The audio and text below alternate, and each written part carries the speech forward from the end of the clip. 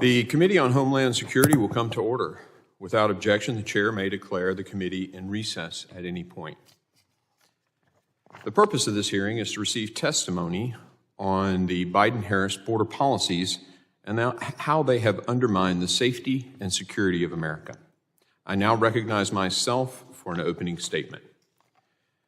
President Joe Biden, his appointed border czar, Vice President Kamala Harris, and Department of Homeland Security Secretary Alejandro Mayorkas have sparked the worst border crisis in American history. Looking back over the nearly 4 years, Americans have witnessed a national security, public safety, and humanitarian disaster at our borders, and every day we continue to feel its devastating consequences. The flood of inadmissible aliens across our sovereign border has been unprecedented. Since Biden-Harris' first full month in office, Customs and Border Protection has recorded more than 10.3 million encounters of inadmissible aliens nationwide, compared to 3.1 million between fiscal years 2017 and 2020. In addition, there have been more than 2 million known gotaways on their watch, illegal aliens who are at large in our communities, whose intentions and backgrounds are completely unknown.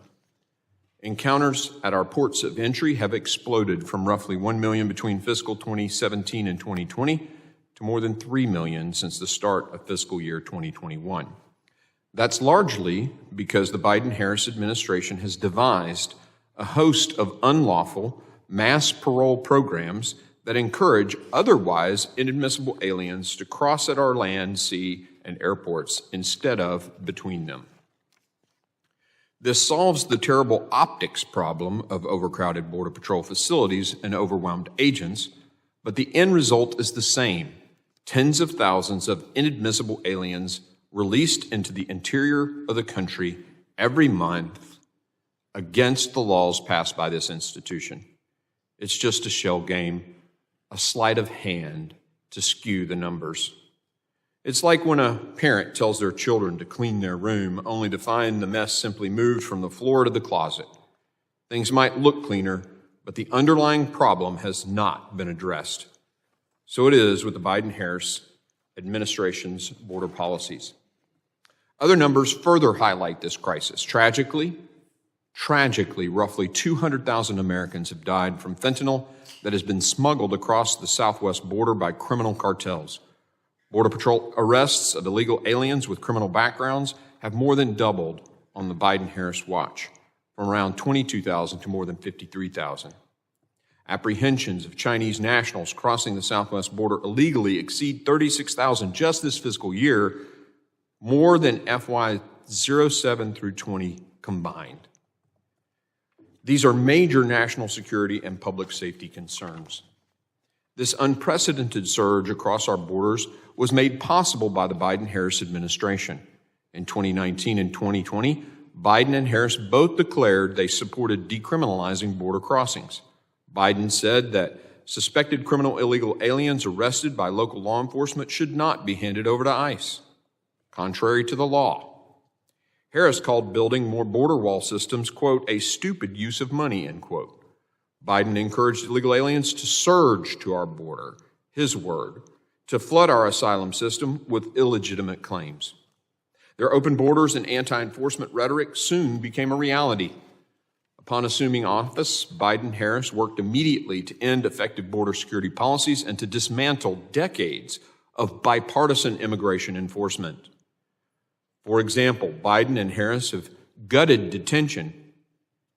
For example, in fiscal year 2013, the Obama administration detained 91% of all illegal aliens, 82% of them from the time they were encountered until the case was resolved.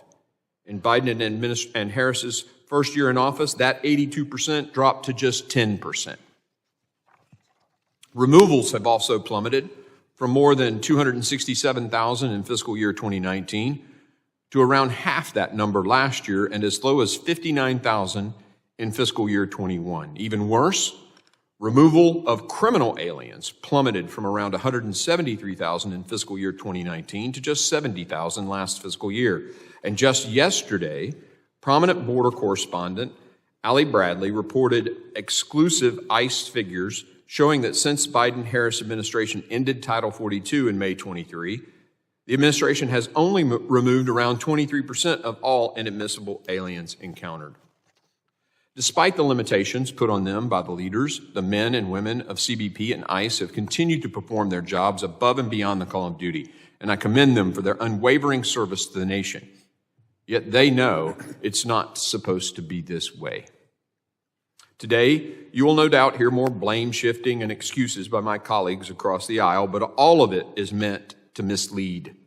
You'll probably hear about the recent drop in illegal border crossings between ports of entry along our southwest border. However, this does not account for the thousands of inadmissible aliens coming in daily through the ports of entry under the scheme I described earlier, nor does it undo the damage done by the millions that have come in over the past 3.5 years. This evidence also suggests no connection between Biden's recent loophole-ridden executive order and these new numbers, but rather stepped up interior enforcement by Mexico. And as we saw recently, that enforcement is waning, with the Mexican government now busing CBP-1 appointment holders from the southern Mexico border straight to the southern U.S. border.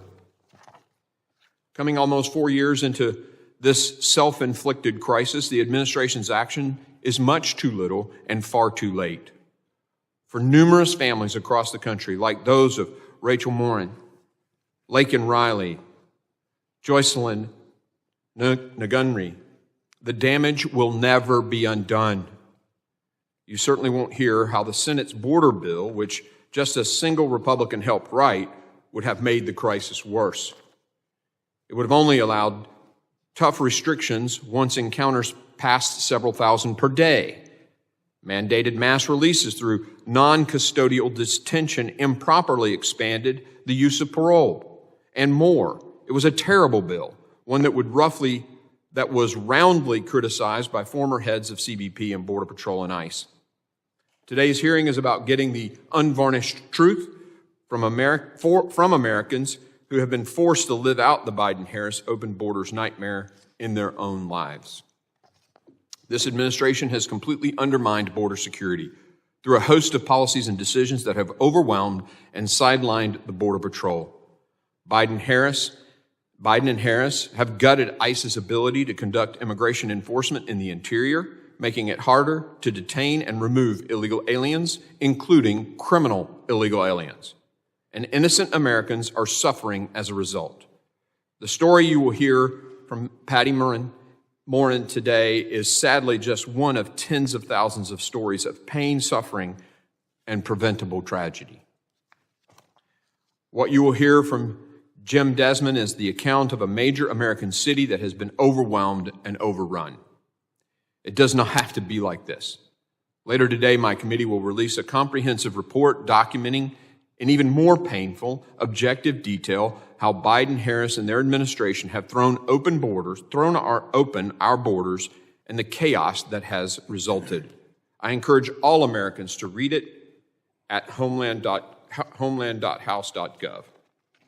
As we continue to witness Biden and Harris's resistance to doing anything meaningful about this disaster, we have to ask why. Why did they let this crisis take place, and why have they let it continue? I hope this hearing provides some answers and inspires President Biden and Vice President Harris to do what they so far have refused to, end this crisis and secure our borders. I now recognize the ranking member, the gentleman from Mississippi, Mr. Thompson, for his opening statement. Thank you very much, Mr. Chairman. I welcome our witnesses this morning. But before I start, I want to begin by expressing my appreciation to the Secret Service for their work protecting President Trump over the weekend. There's no place for political violence in our country, and I'm thankful former President Trump was unharmed. Turning to today's topic, I want to start by discussing the situation unfolding in Springfield, Ohio.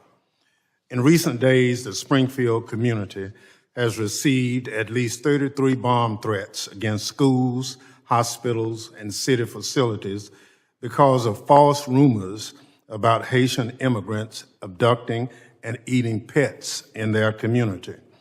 Elementary schools have been evacuated. Residents are understandably shaken and Governor Mike DeWine has deployed state troopers to reassure the community. The governor has tried to dispel the false rumors, saying, quote, "There's no evidence at all of anyone eating a dog or Haitian doing any of that. These Haitians that are there are legal.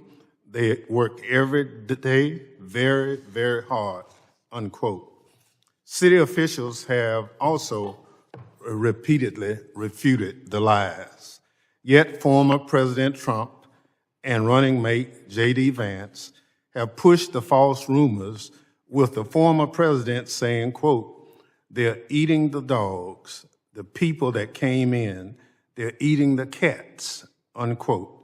Apparently aware the rumors are false, J.D. Vance nonetheless tried to justify, quote, "creating stories," unquote, on the matter.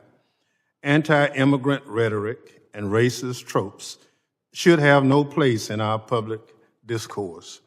They are un-American, and too often they have helped fuel real-world violence against immigrants and minority communities across the country.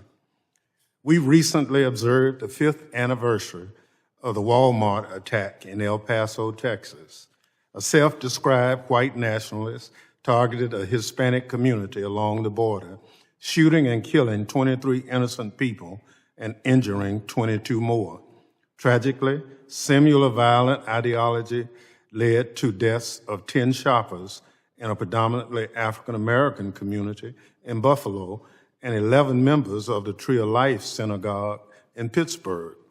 We have an obligation to be responsible with our rhetoric as we discuss border security and immigration. And then there is, in fact, a lot to discuss, from the Biden-Harris administration's successful efforts to bring down the number of unlawful border crossings to the ongoing need for congressional action to fix our broken immigration system and provide more border security resources. While you probably won't hear it from those on the other side, border encounters are at their lowest level in years. Since the president's proclamation on June 4th, encounters along the border and ports of entry have decreased by 55%, with Border Patrol recording the lowest number of border encounters since September 2020.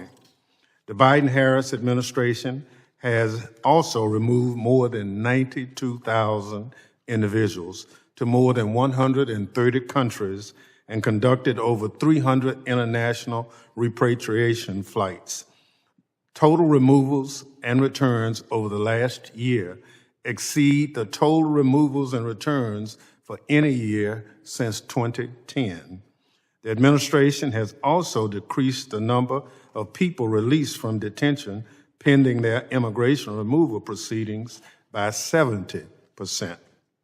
Meanwhile, Customs and Border Protection has seized more fentanyl than the last 5 years combined, keeping the dangerous drug from reaching our streets.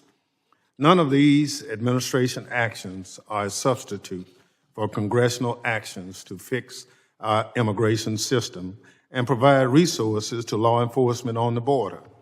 Only Congress can do that, and it is our responsibility to act.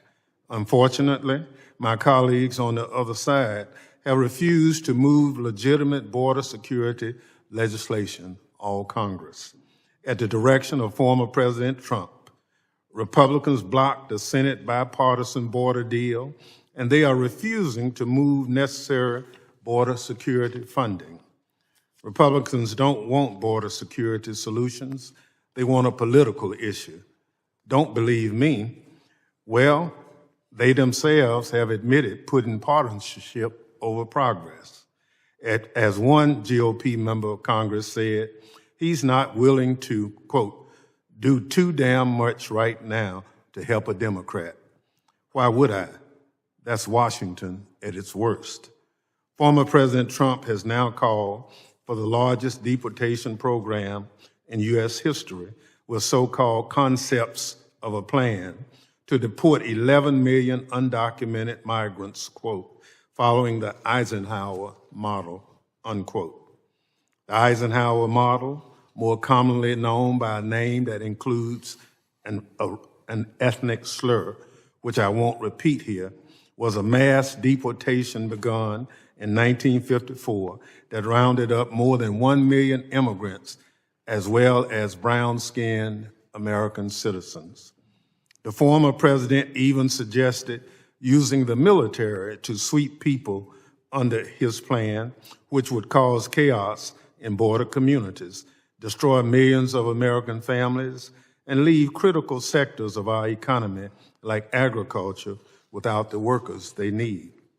Instead of partisan fear-mongering and dystopian deportation plans, we need real solutions about how we can strengthen border security, fix our immigration system, and grow our economy while upholding our American values. Sheriff Hathaway, an enforcement officer on the border, former DEA agent, and a fifth-generation Arizonian, I look forward to your insights today. I know you take great pride in your beautiful, safe community and have said that the immigrants who live there are family-oriented people of faith. I want to hear about what Congress can do to support you in your work. I welcome all of our witnesses and thank you for being here today. Mr. Chairman, I yield back. Thank you, Ranking Member. Other members of the committee are reminded that opening statements may be submitted for the record. I'm pleased to have an important panel of witnesses before us today, and I ask that our witnesses please rise and raise your right hand.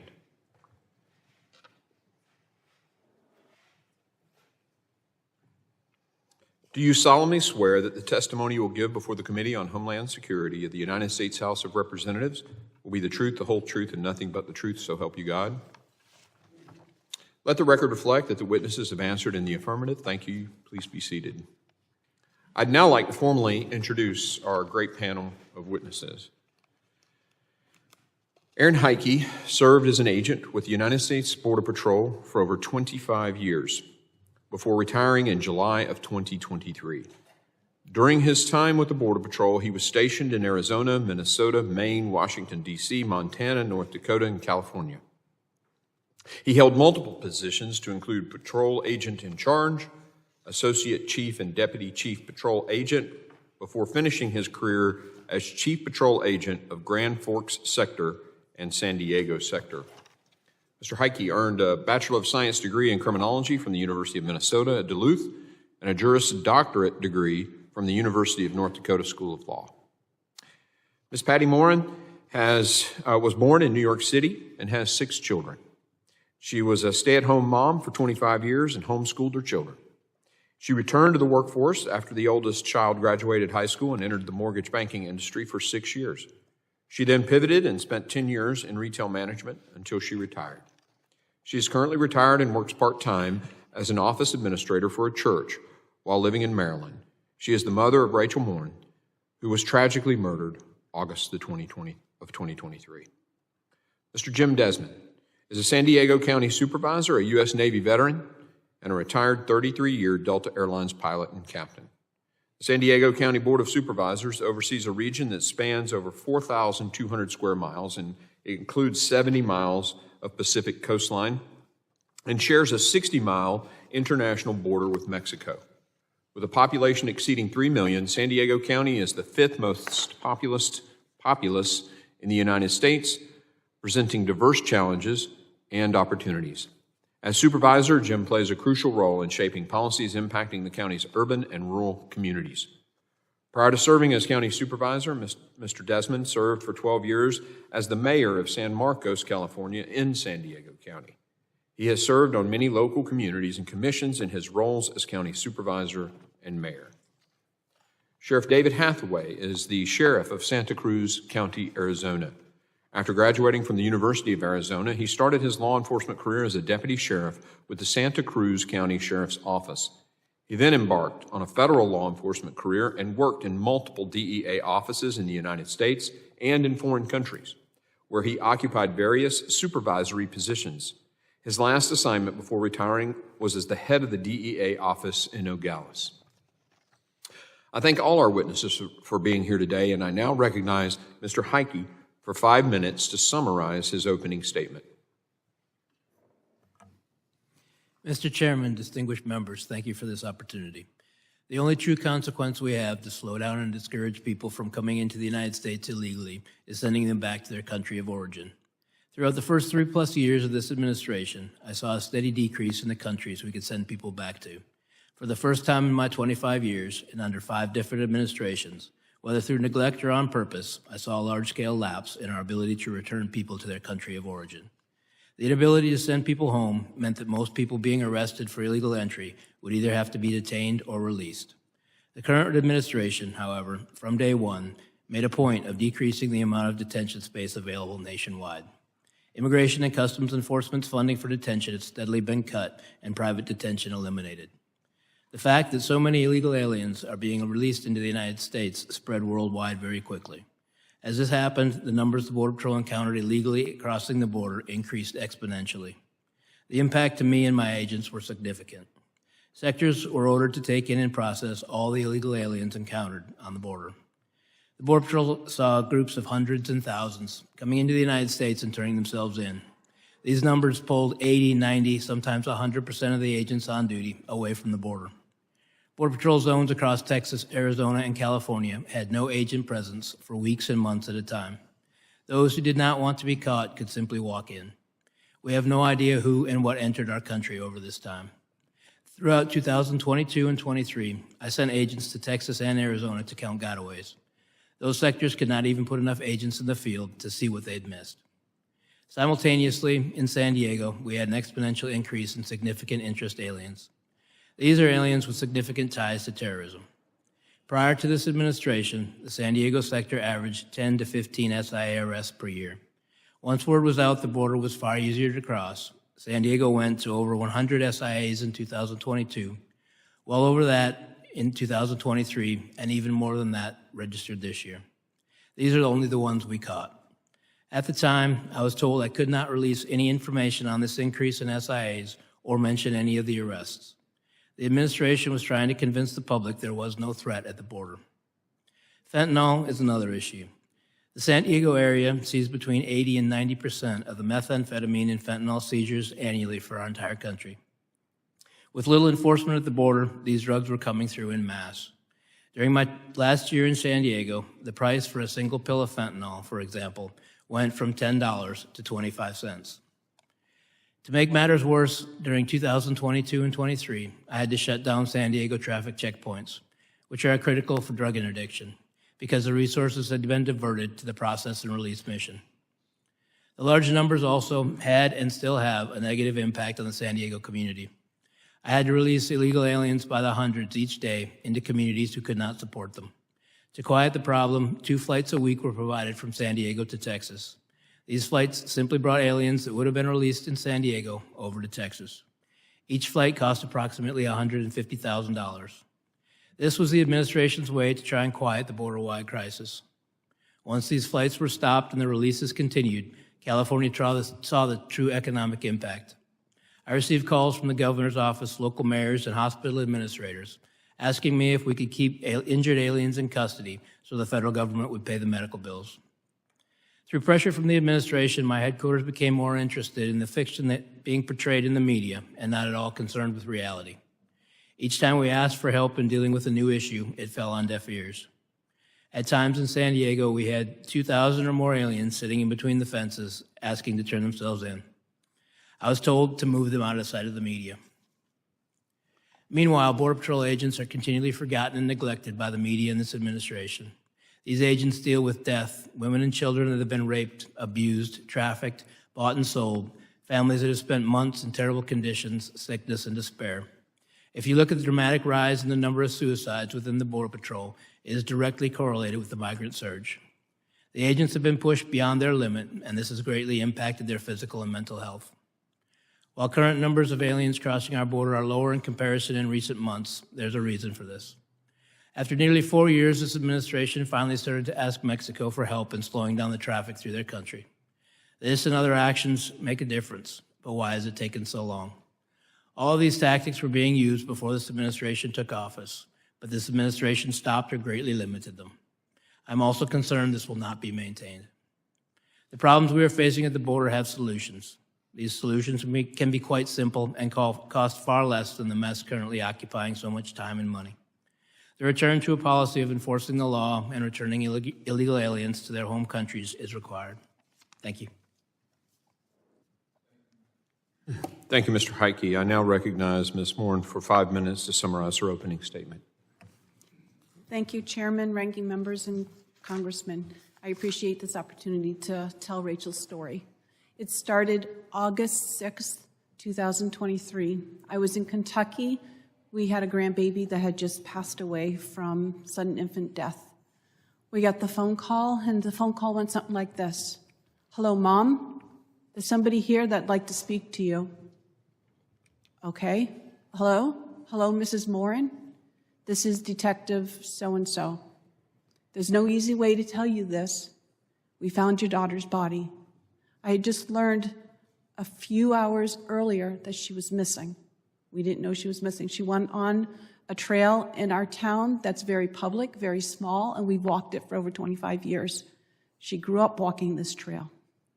An illegal immigrant that was a getaway from El Salvador had waited for her on the trail. I was told that they grabbed her, dragged her through the woods, raped her, strangled her, murdered her. We were told that her body was blanketed in bruises.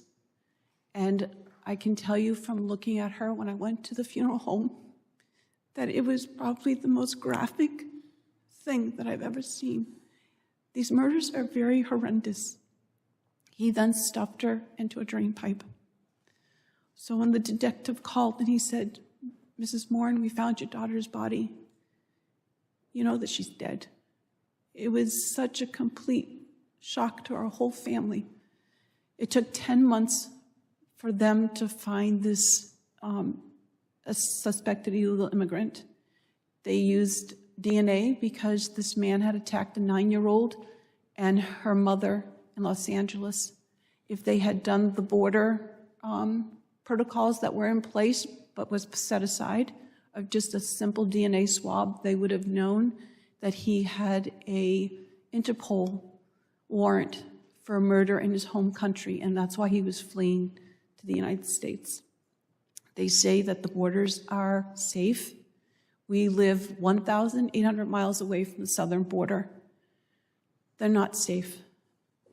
They're not safe. If you have a sanctuary city in your state, you're not safe. I just traveled up to New England. That's where I hail from, so I could just go get some rest. And I was surprised by the amount of immigrants from the Sudan and Congo, tens of thousands that are up there. We have them coming in our northern border. We're not safe. And I just hope and pray that you will listen to what we have to say. I'm trying to make my statement as short as I can so I don't cry. Rachel was, when she was a little girl, she was like a little spitfire, tiny little redhead. As an adult, she was this like vibrant, vivacious, outgoing person. Everybody just loved to know her. She was so compassionate and kind. She had a stammering problem, so she understood what it was like to be made fun of as a kid. So she was very compassionate towards people. She was a mom to 5 children. She was a businesswoman. She liked to exercise. She's the American mom. And she's not the only one in our cities that have been murdered. There was another murder by an illegal immigrant from El Salvador that happened a year before. And that person was just pleaded guilty to 4 murders, 2 rapes, and numerous other crimes. They are bringing criminals into our country. They are allowing them into our smallest towns, and our people are dying. There is a video that we'd like to play.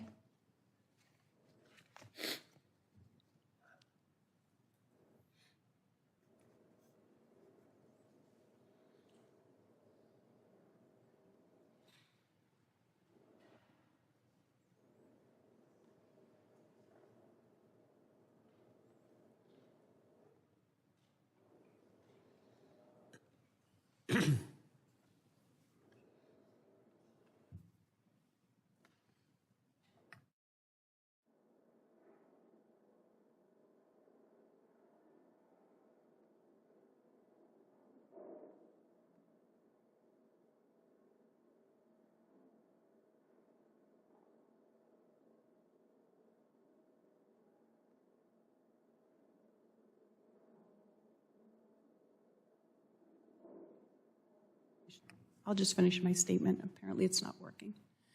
So I just want to take the time to thank you for allowing me to be here and to speak my daughter's story. And I had planned other things, but it is what it is. Well, hopefully we get it. Are we close to getting it figured out, your team?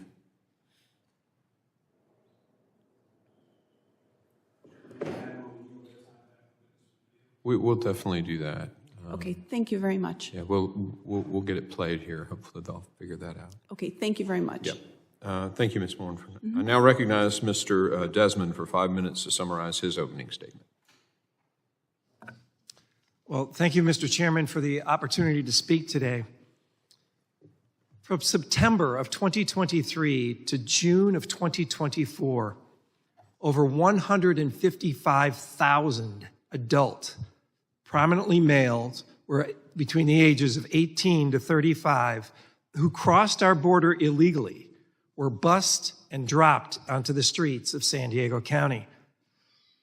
That's an average of almost 600 per day, 7 days a week for 9 months. No community, no county, no country can sustain that type of an invasion of people crossing our borders illegally and being released into our communities without proper screening or vetting. I saw firsthand large vans and buses driven by Border Patrol agents pull into a San Diego County transit station and unload hundreds of people at a time. People who had just hours ago illegally crossed our borders, stepped off a shuttle and were free to go into our communities, ahead of anyone legally trying to enter our country. The first question for many people that I approached at the transit stations was, where am I? And how do I get to Virginia, New York, or Denver? In Hathaway, California, a small border community about 50 miles east of San Diego, I came upon an early morning encampment of approximately 50 people who illegally crossed the border the night before. They were waiting for the Border Patrol to pick them up and process them and then potentially be dropped in our streets. One man from India, traveling with his friends, said he paid $8,000 to an entity in India for the unimpeded passage across our southern border. That same morning in Hathaway, a Border Patrol agent told us that a group was coming across the border within the next half an hour. Soon, a black Suburban on the Mexico side of our broken fence sped across a dirt road, stopped, and dropped off about a dozen people, and then sped away. Men, women, and children wearing backpacks and pulling luggage crossed our border illegally, merely walking through a hole in the fence, approached the Border Patrol agent, and asked for asylum. Our Border Patrol has been reduced to processing agents, standing by, watching people break our laws. One officer told me with deep frustration that his orders from the federal government were clear: stand down, do not engage, just process. What's more alarming is what my team saw later was dozens of Chinese nationals dragging luggage down dirt roads at night.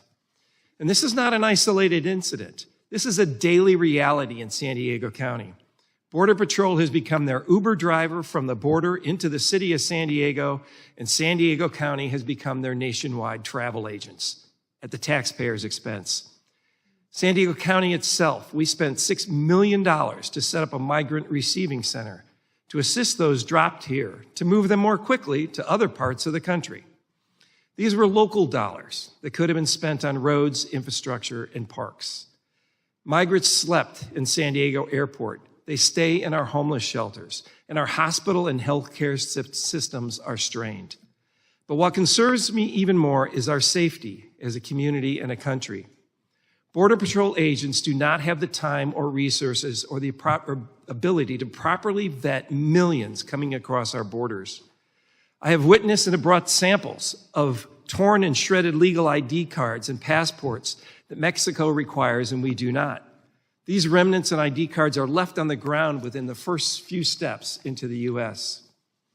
With no documentation, our agents cannot be sure of their countries of origin, restricting background checks and jeopardizing our safety.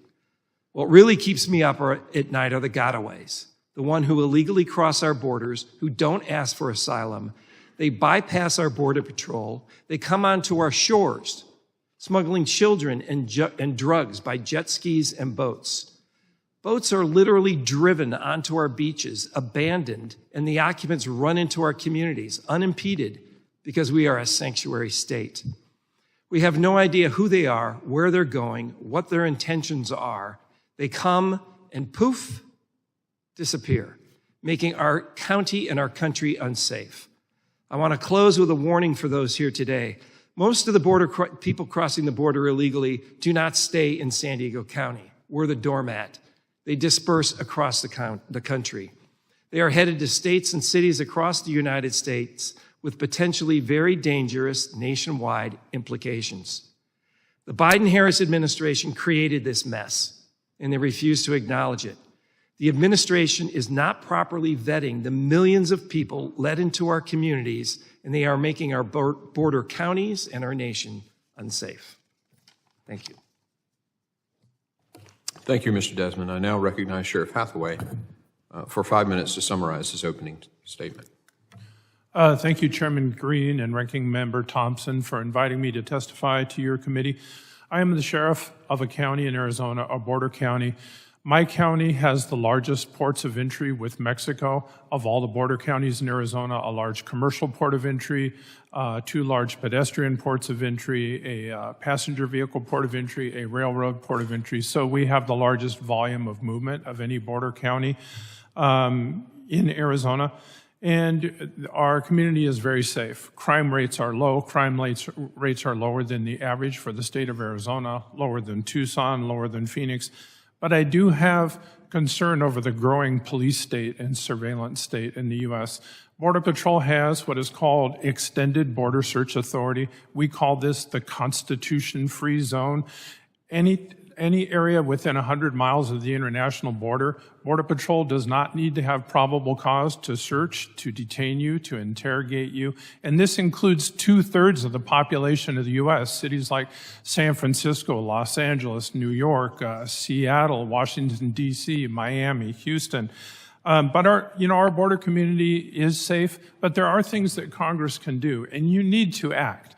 If you don't act, presidential administrations will use executive action to solve these problems. In the current and the former administration, the executive branch is incentivized to come up with solutions because Congress has not acted. We have talked for years about comprehensive, immigration reform. There are things that can be done. First of all, we need to have a robust guest worker program. Title VIII needs to be revamped. Title VIII is the umbrella United States code that covers all aspects of immigration, asylum, visas. I have empathy for our federal partners because they don't know what they're allowed to do. They don't know, do we still have work visas, student visas, tourist visas? All the protocols with everything to do with the border are unclear. This is something Congress needs to define, make these hard decisions. And the asylum program is not the answer. Asylum was meant to be a little piece of the pie of Title VIII, for rare circumstances. Asylum, it's become the de facto way of issuing work permits, but asylum seekers can't even work for the first 6 months they're in the country. Canada is smart, and they've realized, hey, they've imported tens of thousands of cleared asylum seekers into Canada to work there because they can't work here. They have the same problem we do. They have an aging population. They lack younger workers, and they've taken advantage of this kind of broken system to get more workers into their country. So I want to keep my 5 minutes simple here. 2 clear takeaways that I think Congress needs to do so that the executive branch isn't incentivized to take action. 1 is a guest worker program. Make that clear, articulate that, figure that out. Consider things like the Farm Modernization Act that has languished for years. There has been pressure from the business community on both sides of the aisle, Republican and Democrat, to pass the Farm Modernization Act that would allow more H-2A agricultural visas.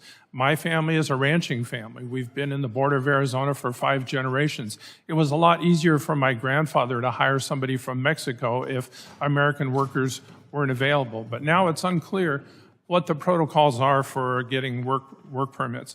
Another thing that's needed, and this was in the bipartisan border bill that wasn't passed, is immigration judges right at the border. And this was in the bill. There were some things in that bill I did not agree with. But if we're going to be, infatuated with the idea everyone needs a piece of paper to approve before they can do a voluntary interaction with an American, well, get the officials right at the border that can make those decisions. The bipartisan border bill actually had in it the paralegals, the immigration judges, and the staff, so that people can come up to the border, present their piece of paper, make their claim, and if the answer is yes, it's yes. If the answer is no, it's no. And this is not a Democrat versus Republican issue. In the 80s, 90s, and 2000s, you had record years, over 1 million. This included Democrat and Republican administrations, and then there was a 14-year lull after that included all 8 years of Obama, last 2 years of Bush Jr., and all 4 years of Trump. So this is a cyclical thing, and I think it's disingenuous to try to paint it as a Democrat versus Republican thing. My time's up, so thank you. Thank you. Members will be recognized by order of seniority with an exception granted due to some scheduling issues today as necessary for their 5 minutes of questioning. An additional round of questioning may be called after all members have been recognized. I now recognize myself for 5 minutes of questioning. Mr. Heitke, you served as the last job, you were the sector chief of one of our 9 southwest border sectors. And I think you said you worked for 25 years in the Border Patrol under 5 different administrations. And looking at your statement, you said this was the first time under 5 administrations, whether through neglect or on purpose, I saw large-scale lapses in our ability to return people to their country of origin. You then went on and talked about detention and how detention bed space was intentionally decreased and private detention was essentially done away with.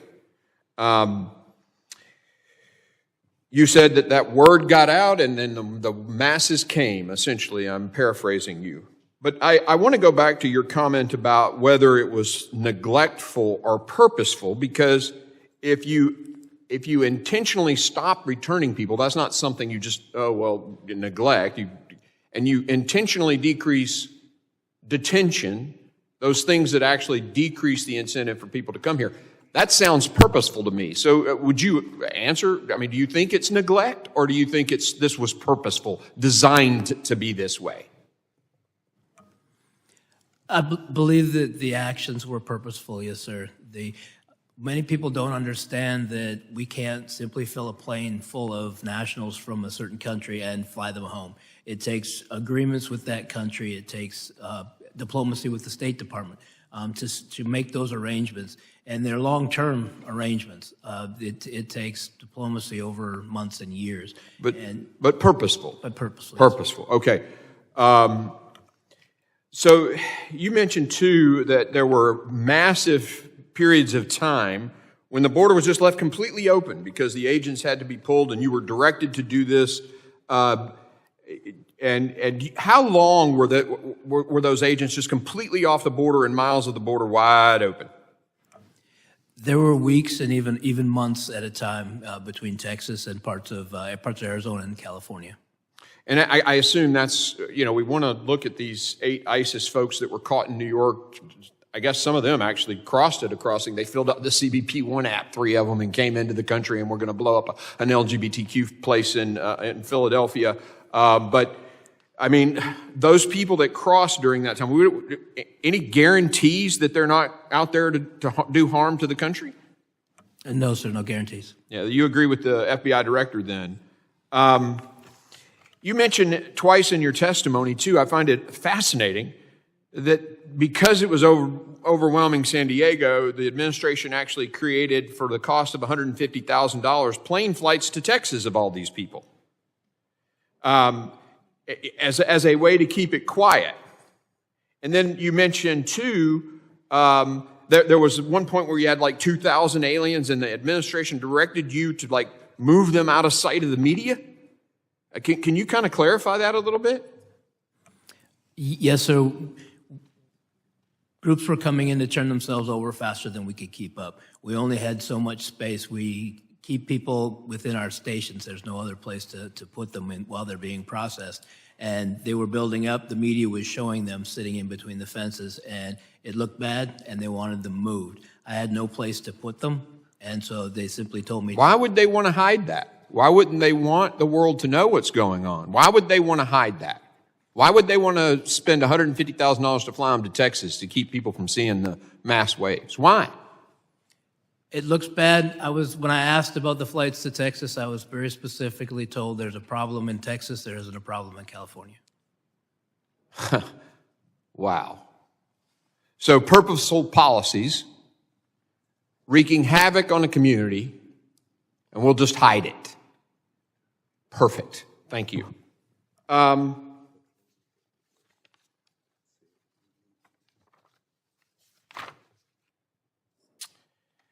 Ms. Morin, you've previously said that President Biden hasn't really showed any concern for anything the American people have voiced on this issue. It's like he's sitting in an ivory tower and we're just down here. He's not connected with the everyday person. Can you talk more about your frustrations with the administration and their handling of the border?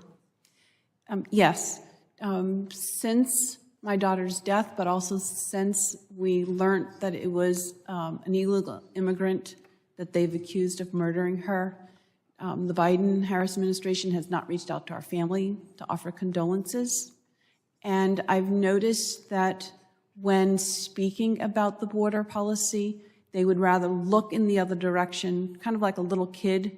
You know, if I don't see you, you don't see me.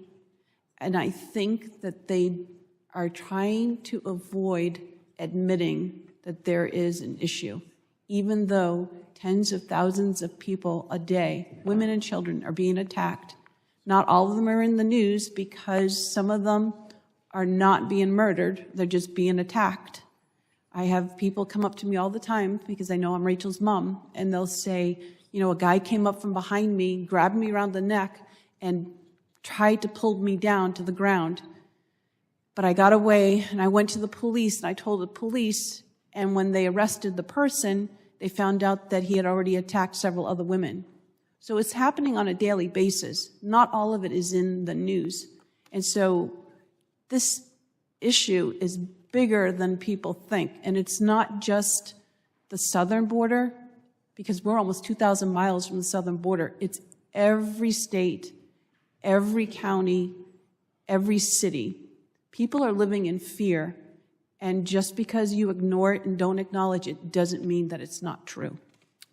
Thank you. I yield to the ranking member for his 5 minutes of questioning. Thank you very much, Mr. Chairman. Sheriff Hathaway, can you expound a little more on how you see the use of people coming to this country being integrated into the economy of our country, and whether or not you've seen a positive impact from their coming to this country? Yes, definitely. I'd be glad to. The people coming across are coming across to work. They're not coming as an invasion to import an army, to have a secret army embedded in the United States to attack America and attack American values. They're coming here to work. They're people of faith. A lot of them that I see are from Latin America, very family-oriented people, and they actually reduce price inflation. When you add productivity to the economy, you see help wanted signs all over the United States. If you add productivity to the economy, it makes the economy more productive and price inflation is reduced. So yeah, it is definitely a benefit, overall net benefit to our country. And I hate to say that, I hate to use the R word, but it's the 800-pound gorilla in the room, the racism word. There's a xenophobic aspect to this. There was never a proposal to build a wall on the northern border, on the Canadian border. There was never any intent to aggressively enforce Title 42 on the Canadian border. So, you know, there is this kind of racist component to it that we kind of all ignore, but it's there smoldering in the background. So I represent an agricultural district, and if it were not for immigrant labor in that district, we would have difficult times.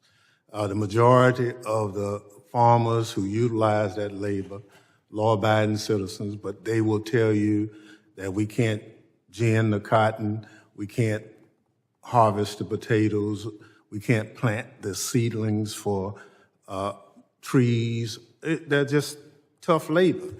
My contractors tell me that the labor necessary to do roofing and other carpentry kind of skills, it's difficult to get regular people. So I think we have to put some kind of comprehensive immigration package together.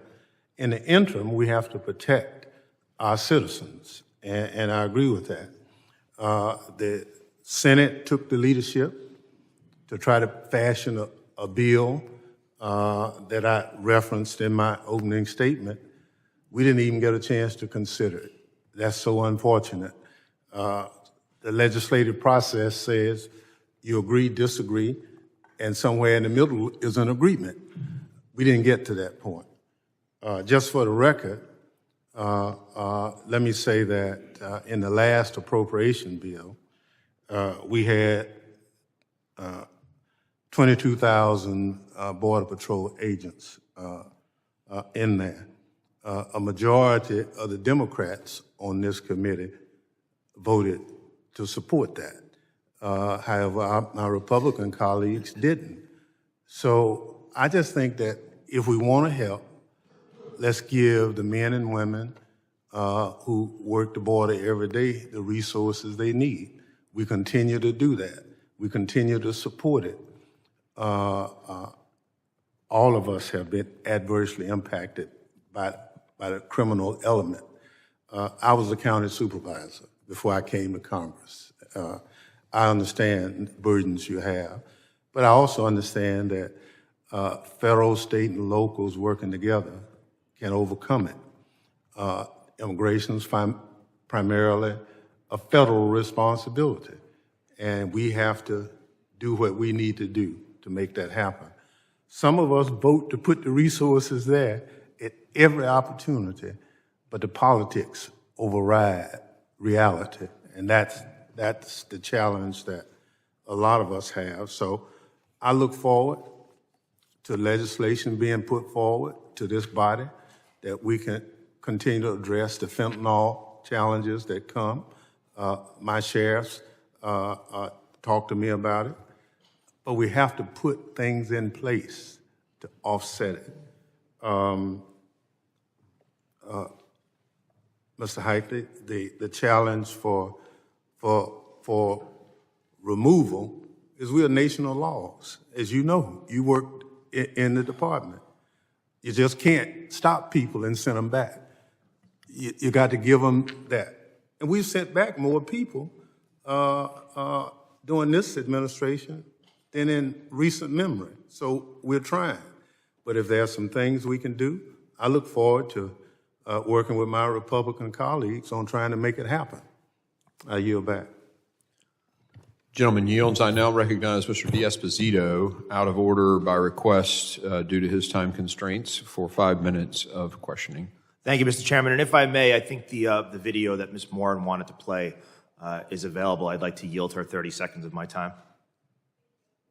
Open borders are often portrayed as compassionate and virtuous, but there is nothing compassionate about allowing violent criminals into our country and robbing children of their mother.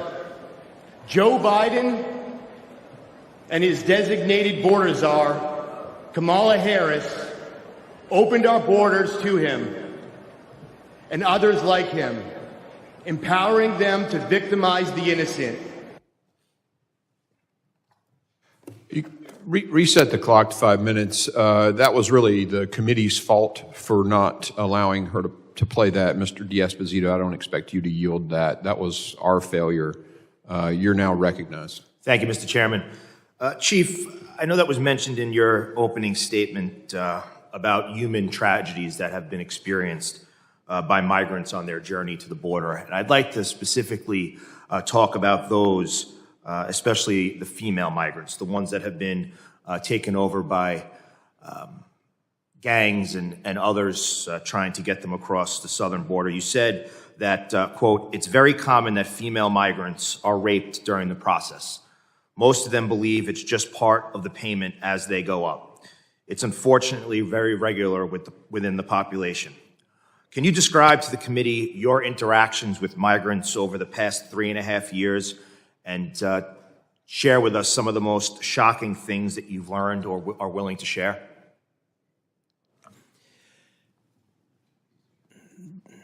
There's a number of them that I would. One of the key ones from San Diego is that when we had a large amount of undocumented minors coming into the country, we started to see recruiters in Mexico that would go around within the Tijuana area because the migrants would stage in Mexico before they came into the United States. Recruiters would go around within Tijuana and recruit teenage women to come to the United States, and then they would leave their families. Oftentimes they had traveled to Tijuana with their families. They would leave their families behind, come to the United States, claim they were unaccompanied minors, and they would be put up in the facilities that the charities had set aside for them in San Diego. Once they had been put up, they're not held in detention. It's just a room. They were given a phone number to call, and then a recruiter would come down, often from Oakland or Los Angeles, and pick them up. These young women were then brought up and forced into prostitution, oftentimes in the Oakland and Los Angeles area, and other places within the country. We had active cases going on, but because we did not have the resources, because we were inundated with so many people, we couldn't follow up. And this was actively going on within our area during the time frame. And how many years did you spend in the Customs and Border Patrol? Over 25. And in those 25 years, is this the worst that you've seen in the last 3.5 years? Yes. So it's safe to say that the disastrous policies that were implemented by both Joe Biden and Kamala Harris have led to some of the really most disgusting actions against women migrants along our southern border. It has taken so much time away from the agents that they can't deal with those issues. And obviously, there's a negative impact to the agents when they're dealing with situations like this as well. Yes, dealing with the absolute despair and the misery. The vast majority of the people coming are good, normal people that have gone through extremely bad situations. So Ms. Morin mentioned in her opening statement that she lives 1,800 miles from the southern border. And she said that in the country that we live in right now, if your city is a sanctuary city, these are her words, not mine, but I agree with them, that you are not safe. She said that if a city is a sanctuary city, you are not safe. 1,800 miles she lives from the border, and we heard the terrible story of the murder of her daughter. Every state, a border state, every city, a border city. We just commemorated the 23rd anniversary of the September 11th attacks. And you mentioned, Chief, in your statement, Border Patrol zones across Texas, Arizona, California had no agent present for weeks and months at a time.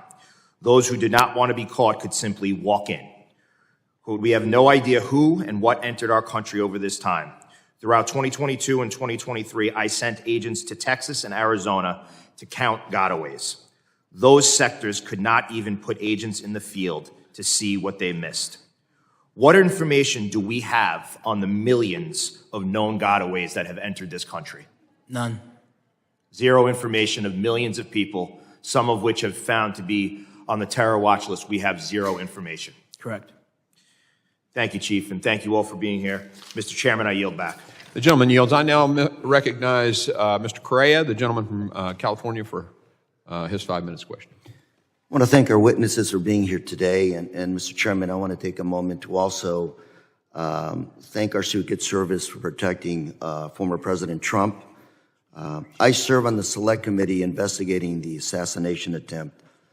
And I can tell you right now that I want to make sure that all candidates running for presidency are well protected.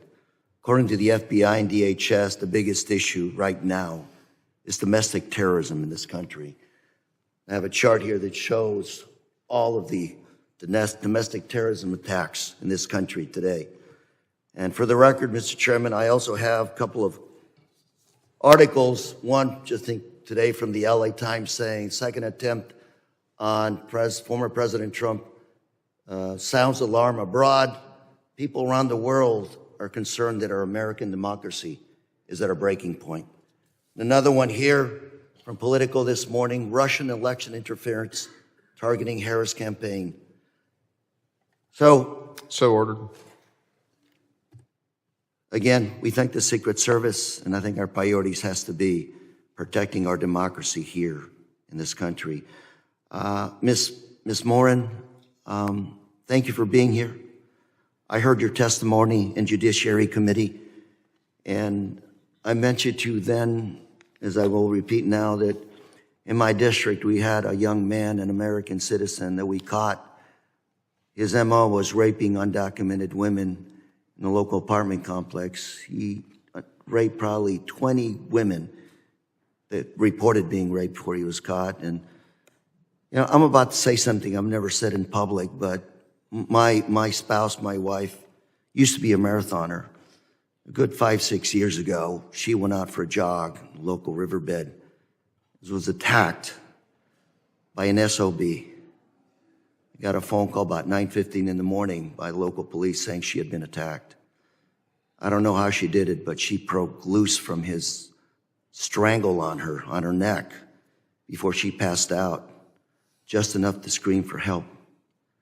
Your story is one that should not be forgotten. It should be remembered by all of us, because when these heinous crimes against women, rape, murder are perpetrated, I don't care which side of the party you're on. I don't care which side of the immigration issue you're on. We have to stop this.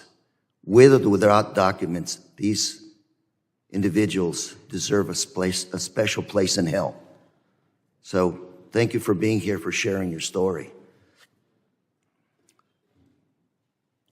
Are you asking for a response? No, but you can if you wish. I open it up to you. Thank you. I just wanted to say, at the last hearing, when I shared about my past, it was because I wanted people to understand that I know what it's like to be a victim of violent crime that survived. And so I understand, probably more than anybody in this room, some of the things that my daughter endured. I also said in that statement that my grandparents immigrated here from Europe. My husband, his parents immigrated here from Europe. And I don't believe that the American people are against immigration. We're against illegal immigration. People should stay in their own countries, go through the process, and then be allowed into this country the way that my grandparents and my husband's grandparents. And I'm going to put all my notes aside that I wanted to talk about today. I have less than a minute left, but suffice it to say that I'm with you. I hope we can figure out how to address legal immigration to this country. Mr. Desmond, you represent an area in San Diego as a county. I was also county board of supervisor in Orange County. We have a lot of people that have been in this country 20, 30 years and can't find the front door. And we need to come up with a way of processing people to make sure that the MS-13 individuals from El Salvador don't get in. And when they're deported, they go back to jail in El Salvador, not only in the U.S. But that takes work from both sides of the aisle. My opinion, there's basically 3 buckets of individuals right now. You have the new asylum refugees. You have people that have been here 20, 30 years, dreamers, people in the military. And then you have people that do concern us when it comes to terrorism. But under the existing legal framework, we're not solving any of those problems. Mr. Heitke, I just met with the president of your local Border Patrol union 2 hours ago. You know what he told me? He said they don't even have enough resources at the Border Patrol to fix their vehicles when they break down. We have a lot of challenges, and fighting here is not going to solve them. Mr. Chairman, my time is up, but Thank the chair, I thank all of you for being here today. Thank you very much. The gentleman yields. I now recognize Mr. Bishop, the gentleman from North Carolina, for his 5 minutes questioning. Mr. Heitke, you're now able to say what you're saying here today because you're no longer on official duty, right? Correct. You couldn't have made these statements when you were sector chief, could you? If asked a question, I would answer it. Right. But you wouldn't be at liberty to say whatever you wanted to. You'd have to answer questions. Yeah. Right. Mr. Hathaway, you're a sheriff, is that correct? Yes, sir, that's correct. Do you consider yourself a law enforcer or a lawmaker? A law enforcement officer or a lawman? In Arizona, we're called peace officers. The certification is peace officers. And I retired, like Mr. Heitke, as the agent in charge of a federal agency. And but yeah, now I am the elected sheriff. Did you say that if Arizonans passed their ballot initiative making border crossing a state law violation that you wouldn't enforce it? That is correct. There's a issue ballot proposal on the November ballot, Proposition 314. Do you consider your role as a law enforcer to be to decide which laws you're going to enforce and which ones you're In not my going county, to enforce? 95% of the people are Hispanic. It would be I didn't ask you that. disingenuous of me to go I check asked you their about- documents and see I asked you about what you regard your role to be as a law enforcer. Do you believe you get to pick and choose which laws to enforce? A similar law was found unconstitutional in Arizona, Senate Bill 1070, and I know I would get sued Are you a for judge? racial profiling. Are you a judge? I know the history of the laws in Arizona, and there was I a see. similar law thrown out. So you in do Southern- believe you can pick and choose, even though you're not a judge. You have discretion. You have let me- discretion on what to enforce. Let me ask you this. You joined in the debate. That I've heard the rhetoric from my Democrat colleagues quite a lot, and there are witnesses here who frequently assert that the problem with the border is that we should have enacted the Langford-Mayorkas bill. Now, you said you liked some parts of it. You liked the fact that it would have immigration judges and other staff at the border to make asylum decisions, right? But you also said in your testimony just now, if you're going to be infatuated with the idea that everybody needs a piece of paper, then those things would be good. So you don't think we should be infatuated with the idea that people need a piece of paper. Is that correct? I think what matters is voluntary transactions, no coerced transactions. If you're So the ultimate of that would be just to let everybody who wants to come in, isn't that right? In other words, why do you need you said we need a guest worker program. That's what you think is necessary. Why do we need a guest worker program? Why not just let everyone come in who wants to come in? because the asylum program is not working. Well, no, It's never okay, so intended to you're work saying like this. you don't want to be infatuated with a piece of paper at all. You want to just let them come in, isn't that right? If we're going to have people doing processing, they should address the need. Well, and the are you need saying, is well, you're guest saying workers. if. You don't think we should have anybody doing processing? No, if we're going to have people doing processing, they should issue work permits. That's what people are coming in here for, is to work. Ms. Morin, I'm just wondering, as you sitting there next to the sheriff said that his community is safe. Well, let me ask you one more question, Sheriff. You don't think we have a border crisis? No, I'm investigating 3 homicides now. They all involve U.S. citizens or the suspects. My see. city is 95% Hispanic. Migrants, according to FBI statistics, are less likely to commit crimes than native-born Americans. They're less likely to go on welfare than native-born Americans. Ms. Morin, do you agree with what the sheriff just said? He said that migrants are less likely to commit crimes than Americans. Do you believe that to be true? No, sir. I think it depends on where the migrants are coming from. Yeah. If a migrant comes from a country where a hostile or chaotic regime has recognized that the United States has no effective border control whatsoever by intentional act of the presidential administration, then, and that regime decides to release a prison population or criminal population so that they'll leave and go to the United States, do you think past statistics about the criminal disposition of migrants is likely to remain static, remain the same? Doesn't it make sense that there are going to be more criminals if those populations are being released because of the recognition of what the administration's done to border security? Ms. Morin? Yes. I think that's common sense. I understand the argument's always made that we needed that Langford-Mayorkas border bill. Well, here's President Trump's favorite chart, as he said, because as he turned his head, the assassin's bullet passed by, looking at this. But what you see on the left is what President Trump accomplished, and what you see from 2021 forward is what the current administration accomplished. I would suggest that anyone who says that that border bill that wasn't passed is cause and effect should learn what the idea of cause and effect means. Because you can accomplish either one of these results with our existing law. And the result of accomplishing what's on the right as opposed to what's on the left is a matter of will and a matter of people who think they're not law enforcers but lawmakers. I yield. Gentleman yields. I now recognize Mr. Ivey for 5 minutes of questioning. Thank you, Mr. Chairman. I'm not sure where to start. Wait, leave the chart there, please.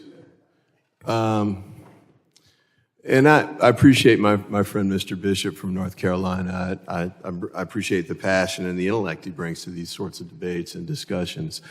I did want to say this, though. I represent a district in Morin, and Ms. Morin, you and I saw each other last week, and I'll come back to you in a moment, but a lot of my immigrants are from El Salvador, and I mean thousands of them. Our population has grown very dramatically in Prince George's County with El Salvadoran immigrants. And I want to challenge the suggestion that there are more criminal elements within the El Salvador immigrant community than the people who are already here in the United States. That's been the exact opposite of my experience in Prince George's County.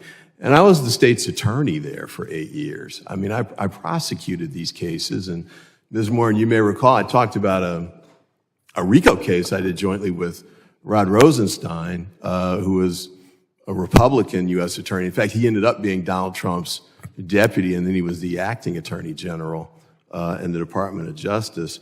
And, you know, there's an issue there for sure of crime that's committed.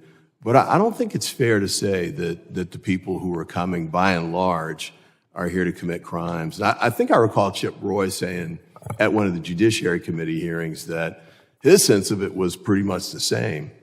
People are coming here to work. They're not coming for asylum reasons necessarily, but they're coming here to work and be part of the American dream and live that experience. So thank you for the chart. I appreciate it. But I did want to say this, too. The lower parts of the numbers there, and I don't know what the colors mean or that sort of deal, but I was state's attorney during the previous stretch, so not during the Biden-Harris administration, but during the previous period. And we had to address criminal prosecutions during those times, too. And Ms. Morin, you may recall, and this committee knows because I've read Justice Kavanaugh's opinion over and over when we do these hearings, and that's that this system's been broken down for the past 5 presidential administrations and for over 30 years. In fact, these issues predate the existence of this committee. But I did want to say this, and my colleague from North Carolina has left at this point, but he did raise the issue of the Langford bill, and I don't think it was a cure-all by any stretch. And I think at the last hearing when we discussed this, I want to say it was Chairman Jordan that raised H.R. 2. The problem with both of those bills is that they're not going anywhere. And I think we have a recognition, in fact, your testimony of everybody on the panel is that there's a problem with immigration that we need to address. The problem that I'm having with this hearing and the last hearing is that we're not addressing through legislation any of those concerns. Now, Ms. Morin, you may recall last week I said that legislative hearing wasn't a legislative hearing because there was no legislation connected to it that was going to move and address the problem. I'll say the same thing here, and I want to just make this point that I didn't know last week. The Judiciary Committee is going to have a markup tomorrow on legislation that we want to move to the floor to address current problems. None of those bills are going to deal with this particular issue. I think this committee is going to have a markup in the near future as well, and I think the same is going to be true there. If you don't like the Langford bill, you still have the power to bring it up and amend it, and you can change it. And as we saw with H.R. 2 when that came through, and H.R. 2 was the Republican bill And the fact that it's number 2 shows that it's one of the highest priorities for the House Republicans. They marked it up. They didn't accept any of the amendments that we offered here in the committee, even though I think, a lot of them would have made the bill actually better and helped to address the problem. But I do want to end with this. As I said last week, I think that there are challenges and issues on both sides' positions. I think the way to address the issue is to find a compromise in the middle that actually moves legislation through. For example, at the table you're sitting at, a number of the witnesses said we need more Border Patrol agents, we need more judges, we need more officials to process these things. We're not moving those things through. And Ms. Morin, I want to again thank you for being the voice that you're being. I'd like to actually meet with you and discuss some of these issues. I think, as I said last week, you've got a moral authority based on what you've suffered through, and I know you would change it in a second to get your daughter back. But I'd like to see us get something done, and we're not doing it with these kind of stage performances like this, but you're in a position, unfortunately, where you have the voice that can help move things forward. And I appreciate the work that you've done and will continue to do. And I want to thank you for being here again today. And Mr. Chairman, I apologize for running over, but I want to thank the panel as well. And I thank the committee as well for raising this issue and continuing to look at it. But I hope we'll be able to find a way to address it with legislation that's actually going to get passed and do something. And with that, I yield back. Gentleman yields. I now recognize Mr. Jimenez, the gentleman from Florida, for his 5 minutes of questioning. Thank you, Mr. Chairman. And this, the chart here on my left shows the lies that are coming from the Biden-Harris administration as to the cause of the immigration issue here in the United States. It's their policy. You can see very clearly when policies changed, that's what happened to the border. There was no difference in resources. There weren't any differences in the number of personnel. It was the policies, 94 different executive orders from the Biden administration that caused what's happening at the U.S. border. I want to turn my attention to you, Sheriff Hathaway. I actually agree with you that most of the people coming through the southern border are here to work, try to make a better life. But I disagree in one sense that you can't tell me that along with those hardworking people, there are a number of them that are actually hardened criminals, that there are a number of them that are actually terrorists. Do you disagree with that? No, I do not disagree. Okay. And so if you allow more criminals into the United States, you're going to have more crime in the United States. Correct? Because they're criminals. That's what they're doing. I mean, we've seen it. I've seen it in my community. Tren de Aragua. You know who Tren de Aragua is? You know who they are? The Tren de Aragua. Do you know who they are? You don't. Really? And you're a sheriff? You don't know what the Tren de Aragua is? That's one of the most violent gangs that's coming out of Venezuela. It's coming through your town. All right? Those folks are here in the United States right now. They're terrorizing people on Aurora. They actually kidnapped a former Venezuelan police officer in my town and killed him.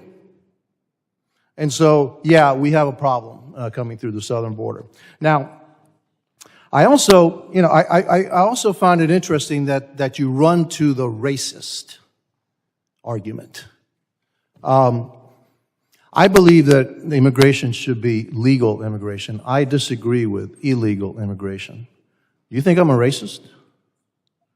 No, when we talk about the ballot proposition, if I was to enforce I'm asking you about me. I'm asking you about me. Do you think I'm a community racist because I believe in legal immigration and not illegal immigration? They speak Spanish, Hispanic last names, Hispanic characteristics. It's been that way for hundreds of years. So do you believe I'm a racist? Because I believe it should be legal immigration. Do you know who I am? Do you know what my name is? Do you know where I come from? I come from Cuba. I'm an immigrant. I'm probably the only immigrant in this entire committee. Are you an immigrant too? Congratulations. Okay. All right. And so, what if I were to tell you that? Oh, I'm sorry. You too. Order. Okay. Continue. I'm sorry. What if I were to tell you that 53% of registered Hispanics believe in mass deportation? Are they racist too? No. Okay. So what I find offensive is that any time that we disagree, you turn to the racist card. No, we just disagree. We believe in the rule of law. Actually, Hispanics do believe in the rule of law. We believe, the majority of us believe in legal immigration. We don't believe in illegal immigration. I'm an immigrant myself. I love this country. Nobody proposes a wall on the Canadian border. 92% of the land borders in the world. Oh, so you're still saying that we are racist? Kind of Oh, you're doubling down on it, that we are racist. I love it. Go ahead. Certain Go ahead. have a Tell me I'm a racist smell to racist. them. Tell me I'm a racist. Go ahead. Certain suggested policies have a racist. Oh, yeah, of course, because we don't agree with what you think. And that's what disturbs me. No, we don't propose a wall. Oh, well, yeah, you don't. But you They're think a white country. you're still calling me a racist. We're talking about policies. We that are. Racist too. I'm Hispanic.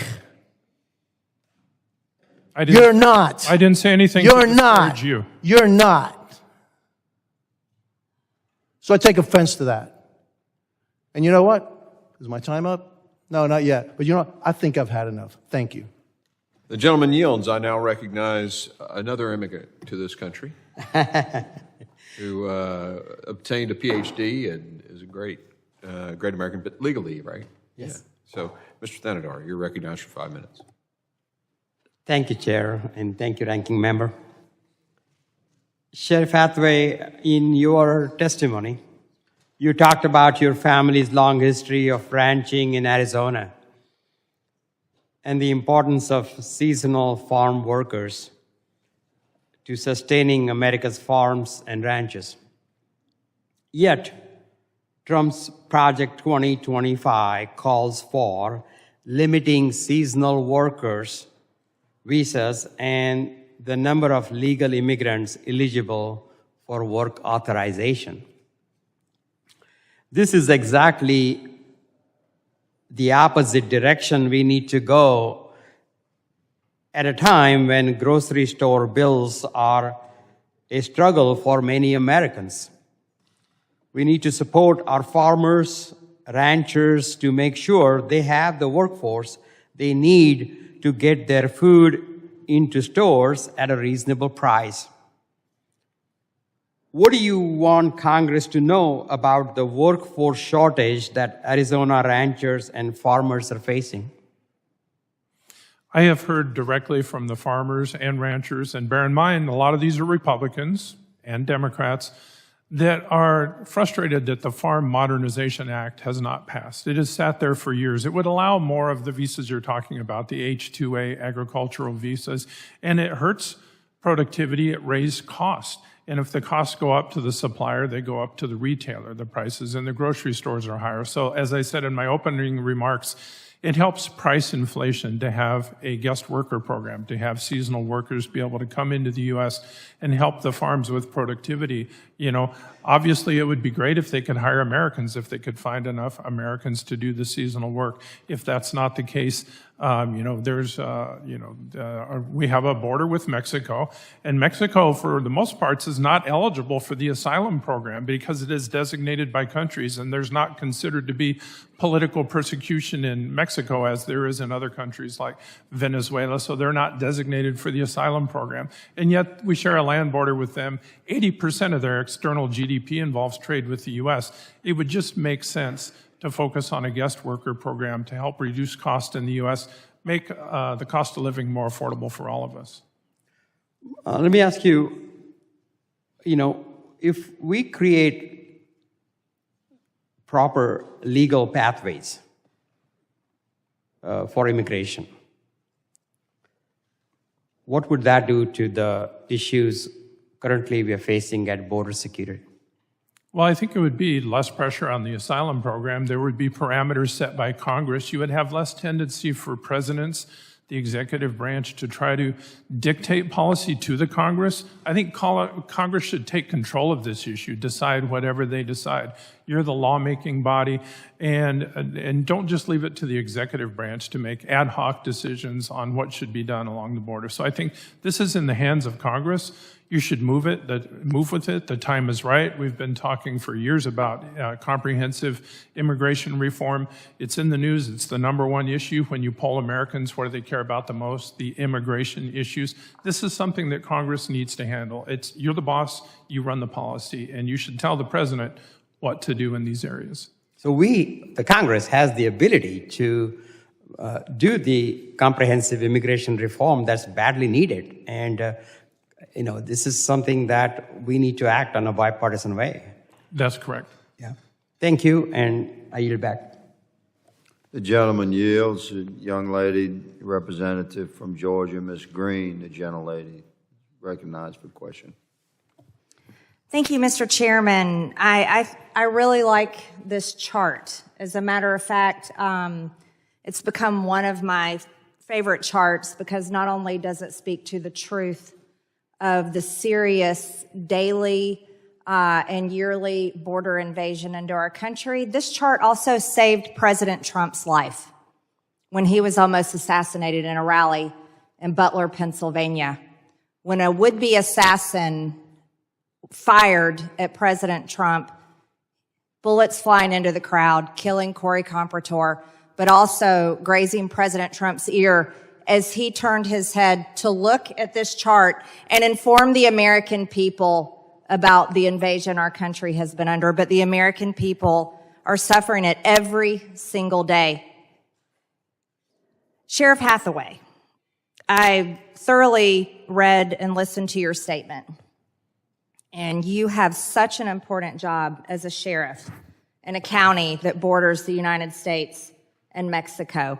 And I read where you said, my wife and I live near the border and we walk every night along the border.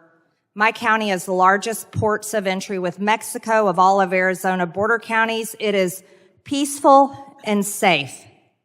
Ms. Morin, do you feel safe and peaceful?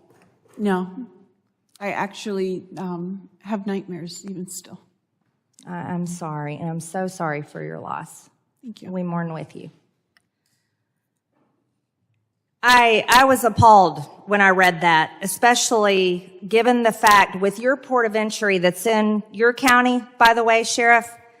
Let's talk about what that CBP One app has done. It was introduced in January of 2023, and approximately 813 illegal aliens have been paroled into American communities in all 50 states, with 96% of the aliens they are released in, 96% of the ones that come to ports of entry by making a handy-dandy appointment on an app that the Biden administration has provided to anyone all over the world, by the way. We can carry on and talk about the other outrageous thing that helps maybe you feel peaceful at night as you and your wife walk along. People aren't coming across maybe on your land because they're able to go to ports of entry. Another way they're able to get into our country is by flying in from other countries. 530,000 inadmissible aliens have flown directly into U.S. airports. Maybe that's why you don't see a giant flow across your land, Sheriff. You also said, it makes me laugh when people talk about fighting age males coming into the United States. It's appalling that you said that, because I would have you know there have been at least 73,000 special interest aliens arrested at our border. 73,000. Special interest aliens are from nations that promote terrorist activity, harbors terrorists, and pose a security threat to the United States. Terrorist. That is fighting age males. Terrorist. Those are armies. Terrorist. Those are the same people that want Israel wiped off the map and would like to destroy America. 73,000. Yes, Americans have a right to fear that. Don't laugh about that. That's extremely serious. Jobs. Let's talk about jobs. You were saying jobs. They want to come in and they're pursuing jobs. Oh, the cartels are getting jobs, all right. The cartels and coyotes are currently making around $13 billion a year in human trafficking. Our wide open border is definitely providing jobs. 26 times more than that of the previous administration under President Trump. The Mexican cartels employ an estimated 175,000 members and have associates, facilitators, and brokers in all 50 states in our country. Yeah, we're having jobs provided for these people.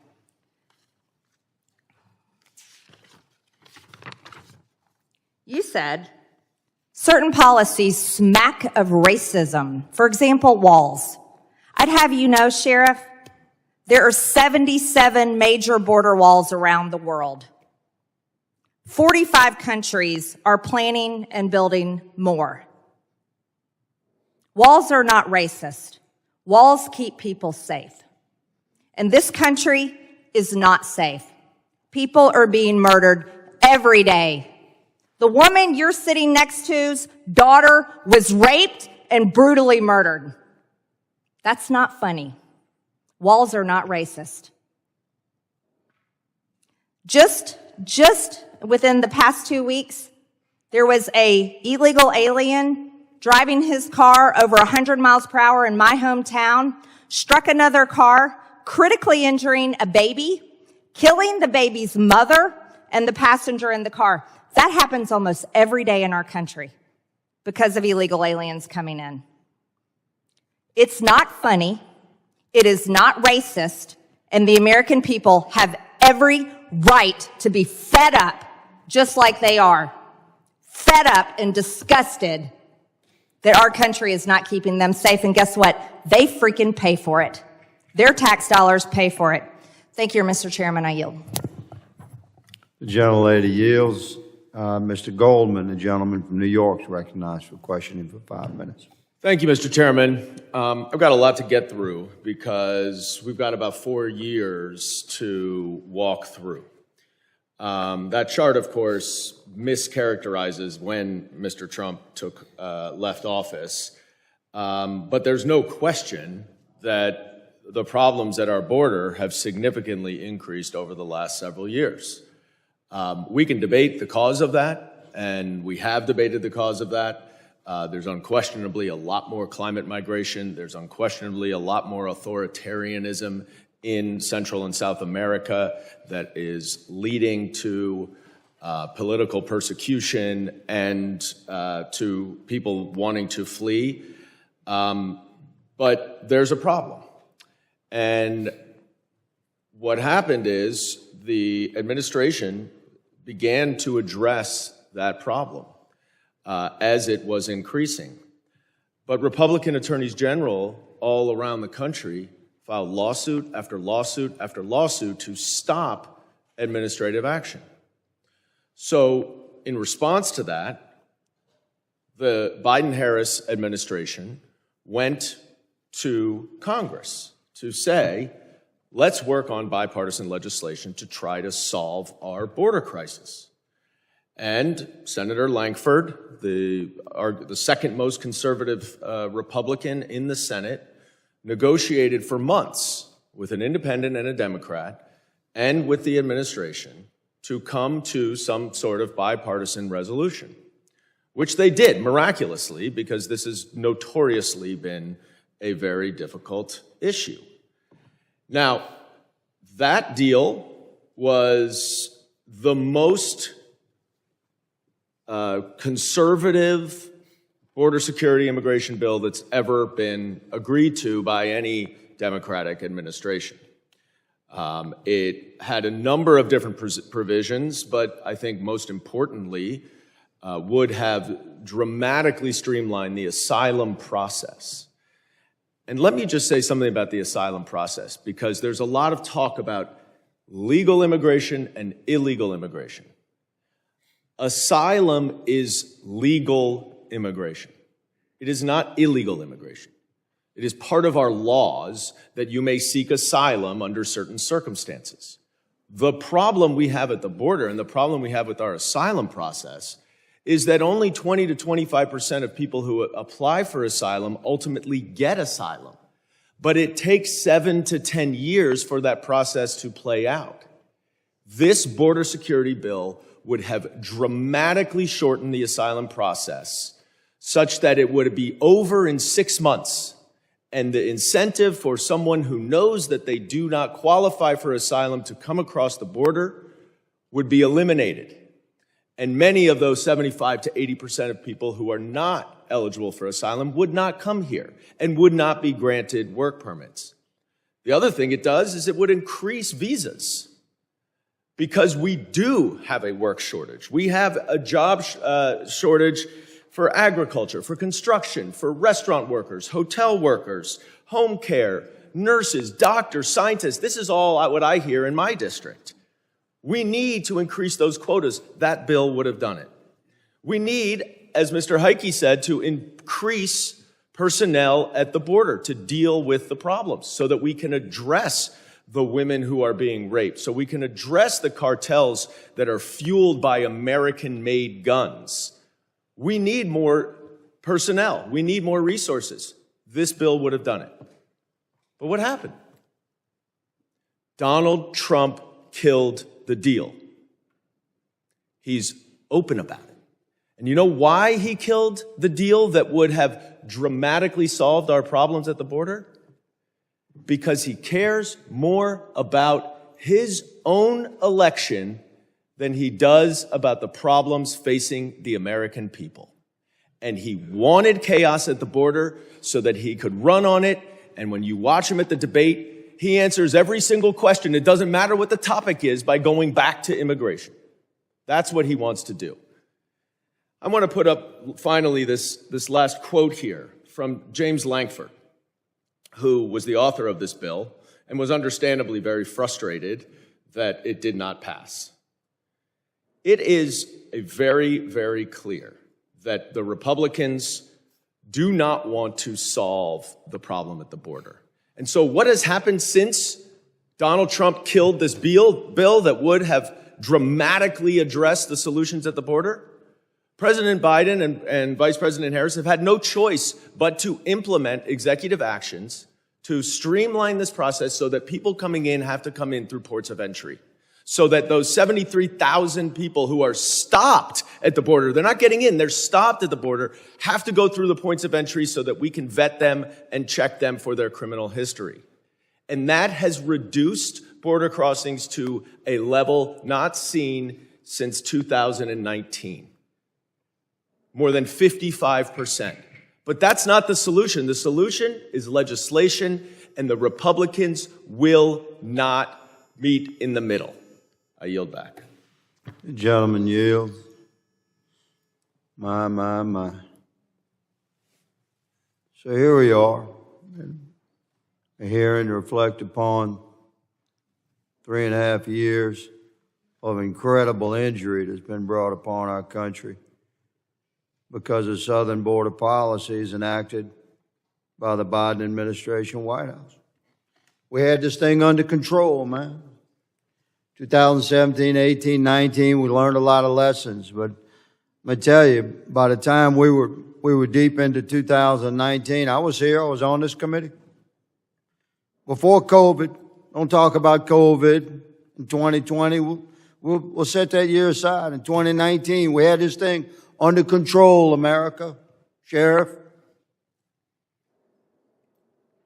it's the policies of the Biden and Harris administration that have flipped this thing. With no additional laws. Let me say I'm going to address the cartels who are watching. Pay attention. I'm talking to you now. With no additional laws, within 2 weeks of the inauguration in 2025, on January 20th, 2025, if President Trump is inaugurated, within 2 weeks, you're shut down. You'll bring no drugs into our country. You'll traffic no human beings into our country. You're going to have to revisit your business model. Take some of those billions of dollars you've sucked out of our country, like the lifeblood of our people, and go build a few more mansions on the beach, because you will not be running human beings and drugs into our country within 2 weeks. of President Trump's inauguration next year. If things don't go that way, we'll see. If a different president is inaugurated, it's very likely you'll be able to continue your business model. And won't that be tragic for my country? But you'll still have the issues of me and men like me, because I'll be living on your 1 yard line. But if things go right, you're done. This will be your last Christmas sucking the life out of our country, dumping illegals across our border that you control, and flooding our nation with the poisons that are killing our children to the rate of 100,000 a year. Chief Heitke, man, it's good to see you. You know, I made it a point in the years I've been on this committee to get to the border. I learned very quickly that I'd have my most productive codels on my own. And one afternoon a few years ago, I knocked on your gate, just a congressman with a backpack. And you were kind enough to let me in at the San Diego sector. And you spent several hours with me. That was one of the most informative days I'd ever had at the border, of many. So can you, sir, would you share with America, talk about the impact of the policies that were enacted beginning in January of 2021 on the men and women of Border Patrol that were under your command, in your own words. And I will yield sufficient time to you, sir. Just please talk about the impact of the policies that you felt, that your men and women felt, boots on the ground, on the border. Ultimately, and as I mentioned earlier with the detention and then repatriating people back to their nations, caused a continual release of illegal aliens into our country. As more and more people were released, more and more people came.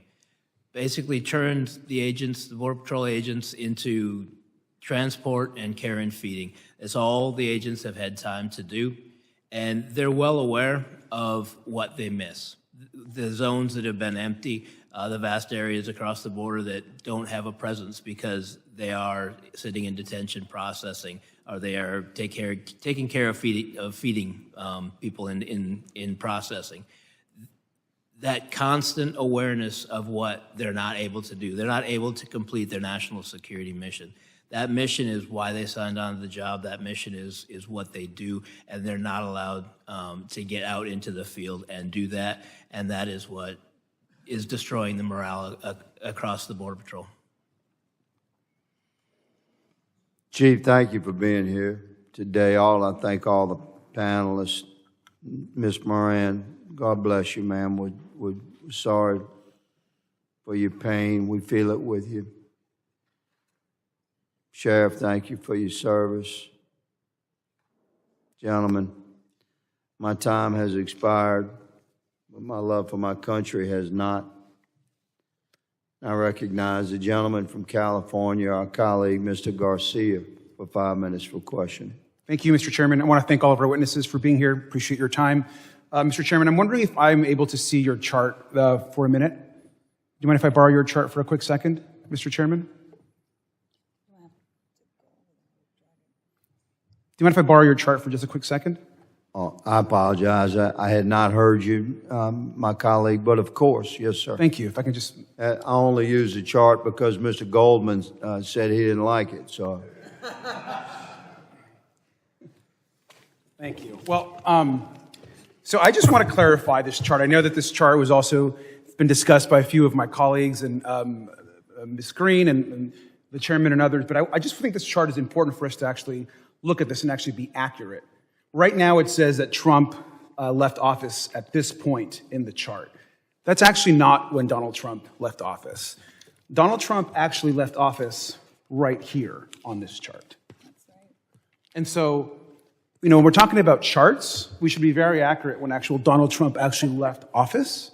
And you can see that the actual immigration and what's happening with border crossings was already going up by the time Donald Trump left office. And so I think it's important that when we have charts, and I appreciate being allowed to use this one, that we're accurate about actually when this actually happened.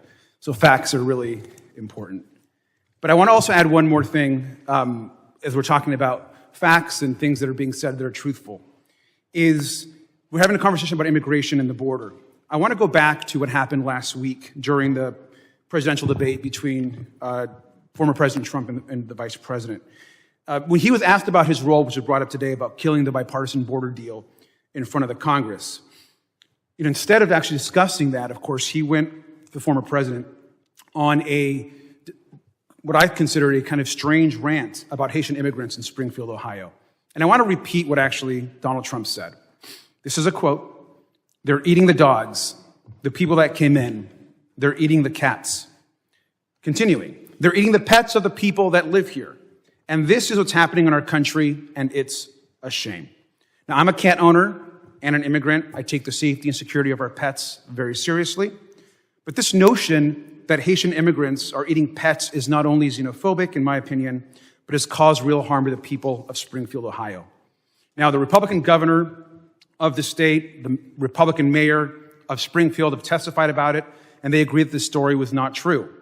Even the woman who created the original Facebook post, which started the rumor, has disavowed and made up the story. And in fact, today it was reported that she's actually apologizing for what she said. Now, Governor DeWine and the mayor of the city and the city manager of the city have all said there's no evidence for the story that Donald Trump discussed at the debate about immigrants eating cats and pets.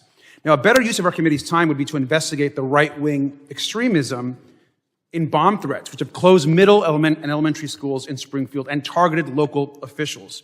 People are scared in this town because of these threats and these attacks against immigrants. Now, there is a real threat directly linked to the extremist rhetoric we're hearing. We know this to be true. And we know that Donald Trump is not the only Republican that is amplifying these claims about Haitian immigrants. J.D. Vance claimed, and I quote, this is just a real quote, "Reports showed that people had their pets abducted and eaten," end quote. That's from Senator Vance.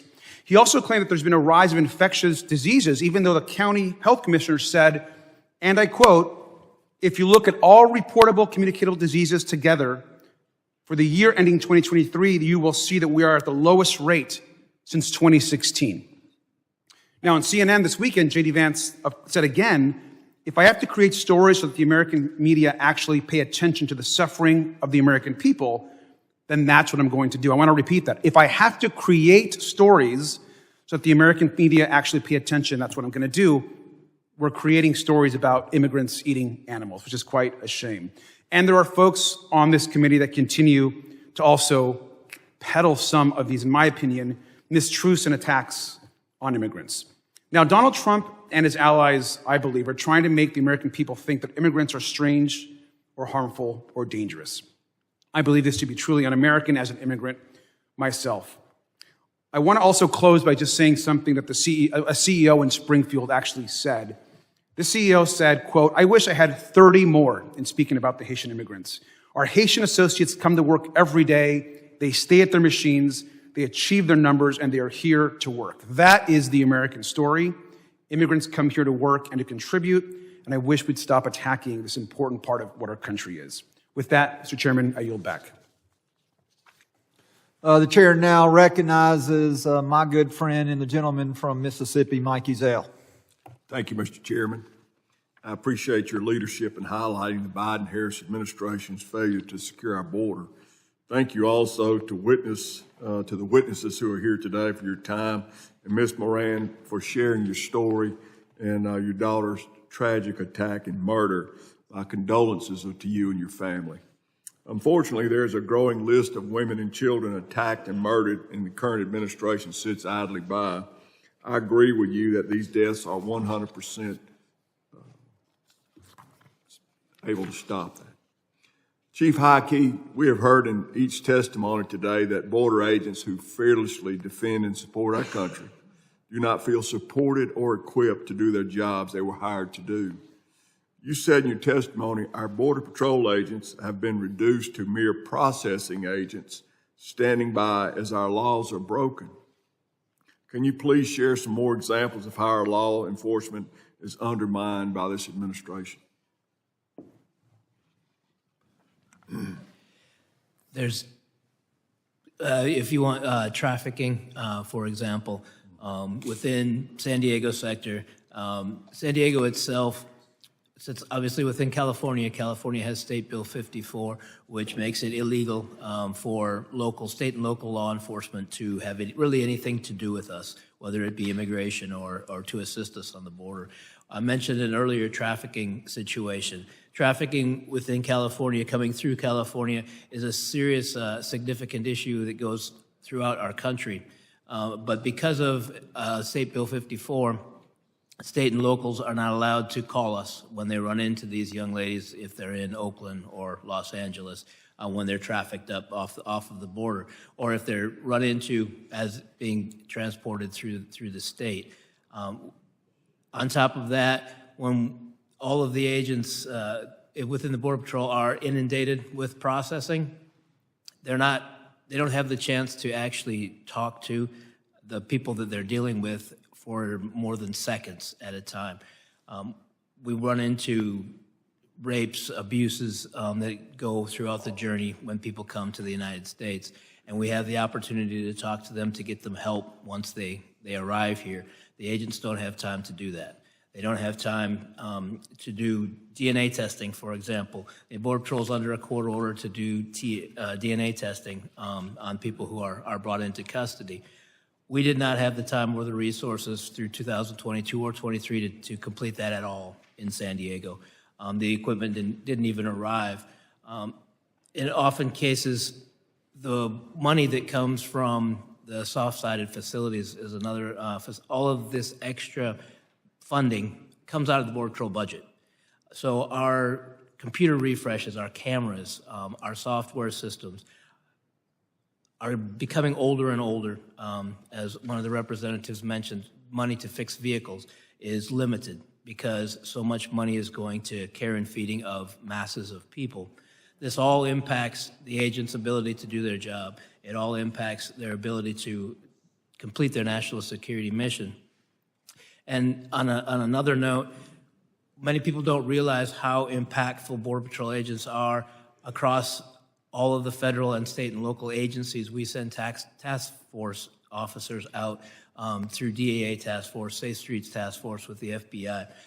In my time in San Diego, I had to pull all the task force agents back in order to complete our processing mission. They're not there. Spanish speakers, Spanish is required within Border Patrol agents. Many agencies across the southern border do not have Spanish-speaking officers. They rely on us for Spanish speakers, especially in task forces, to further their missions, whether it be drugs, even stolen vehicle task forces in San Diego, things like that. Those are all hampered because we've had to pull the agents back. What's this doing to morale? It destroys morale. The impact of not being able to do the mission that they were hired to do, and then they sit behind a desk in the office. Border Patrol agents come to the mission to be outside. It's outside, it's active, and they're actively completing a national security mission when now they sit at a desk and type. Ms. Morin, how does that make you feel that our Border Patrol agents are not being allowed to do their job and the morale is low after what you've been through? It makes me feel very sad. Sad that our government, you folks that have taken an oath to protect the American people, to protect our right to liberty and freedom, and you're not pointing fingers, but you're not allowed to do that because so much money is tied up doing all these other things, that the things that are really necessary, protecting the American people, isn't being done. It gives the American people a feeling of hopelessness, that we don't matter, and that you folks are just going to continue with your partisan politics and not really take to heart the lives of the American people that put you in office to begin with. Thank you for that. And again, I'm very sorry for your loss. And as a former law enforcement officer myself, my number one priority was protect my county and my citizens. And I think our Border Patrol agents should be allowed to do the same thing. And thank you for that, Mr. Chairman. I yield back. Gentleman yields. I now recognize Ms. Ramirez from the state of Illinois. The state of Illinois and a daughter of immigrants. Yes. So thank you, Chairman. Over the last few months, my Republican colleagues, you could tell when it happened, have transitioned from using Secretary Mayorkas as a scapegoat for a global migration crisis to now Vice President Harris, who they have wrongfully labeled the border czar. They claim that they want today's hearing to be about policies. So I want to spend time talking about policies, certainly not charts, because we get the dates and the charts wrong here. At the taxpayer's expense, Republicans want to use mass deportation to rip families apart. They want to unconstitutionally strip citizenship from U.S. citizens who have immigrant parents. And they want to expand this border wall that has already cost about $45 million per mile. And folks, we've been talking about this in the last almost 2 hours here. None of this will fix our outdated immigration system that we haven't fixed since 1986 when I was 3 years old, or increase our ability to stop fentanyl trafficking, stem the unlawful flow of weapons across our border, and certainly it won't dismantle these cartels that we should be dismantling. Talking about immigration specifically, we have more than 30 years of data on enforcement-only proposals and policies based on deterrence work, and they simply don't work. Even these cruel actions of the former administration, they didn't actually reduce migration or improve order at the border.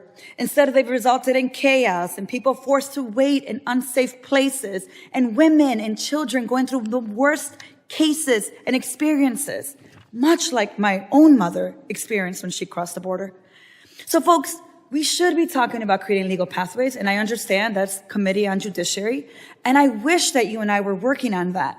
That is actually what we should be doing together, creating legal pathways, but it doesn't seem like that's what we want to do, because vilifying immigrants seems to be the only priority in this committee, and certainly with most of my colleagues on the other side. So, Sheriff Hathaway, I want to hear from you in the next minute or so. What should Congress be focusing on to secure the border and support border communities like yours? Well, specifically, there is a dividing line between federal and state law enforcement. The federal agencies in my town, federal officers, outnumber 30 to 1. There's 30 federal officers for every one local officer. So that includes one of the largest Border Patrol stations in the U.S. and the third largest that are both in my county. Large contingents of CBP, OFO, those are the guys in the blue uniforms on the border that do the inspections at the ports of entry. And, frankly, I don't want to do their job, and they don't want to do my job. I do the same job as the 3,000 other sheriffs in the U.S. There's about 3,000 counties and 3,000 elected sheriffs in the U.S. I treat everybody the same. Our focus is violent crime and property crime. So, as far as it's up to you what you decide on the federal issues that have to do with the border, but to me, I don't see a bigger impact of, crime or property damage with anything to do related to the border. So financially, I don't need no more support. I don't need more legal support.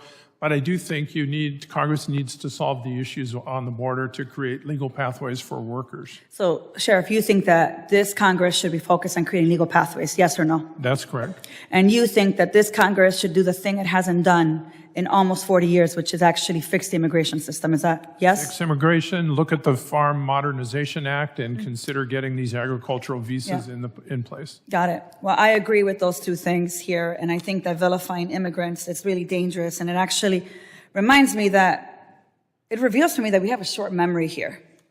In the 18 and early 1900s, Italians, Irish, Germans, and others from parts of Europe who are the ancestors of many of the people in this room, whom you carry their last name now with pride, were treated as less than human.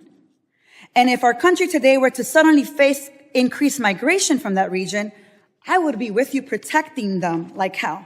So it's really hard for me to watch the very same grandchildren of these people who were harmed, who were neglected, who were abandoned and starved, doing the same thing to others that were done to their grandparents.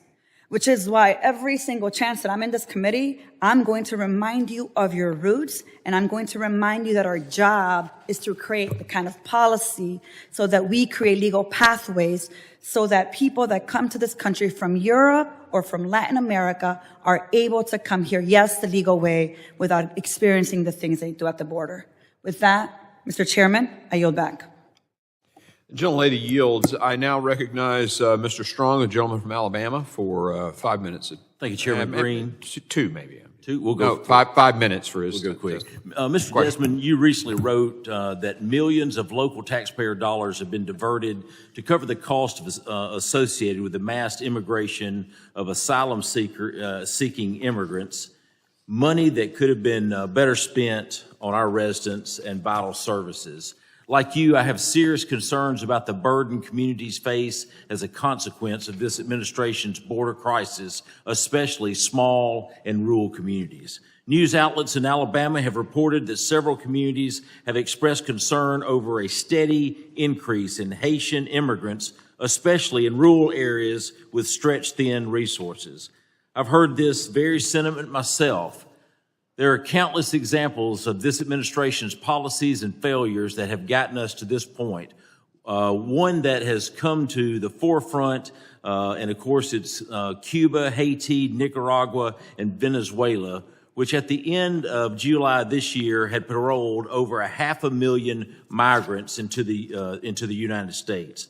I sent my concerns about the CHNV to Secretary Mayorkas over a month ago. I wish I had an answer to share here today, but I have yet to receive a response from the Secretary. Barring that, Mr. Desmond, you unfortunately have firsthand experience with the border crisis this administration has brought on all of us. Can you speak to the cost your community has incurred as a result of the surge of migrants and how it has impacted the services provided to your residents?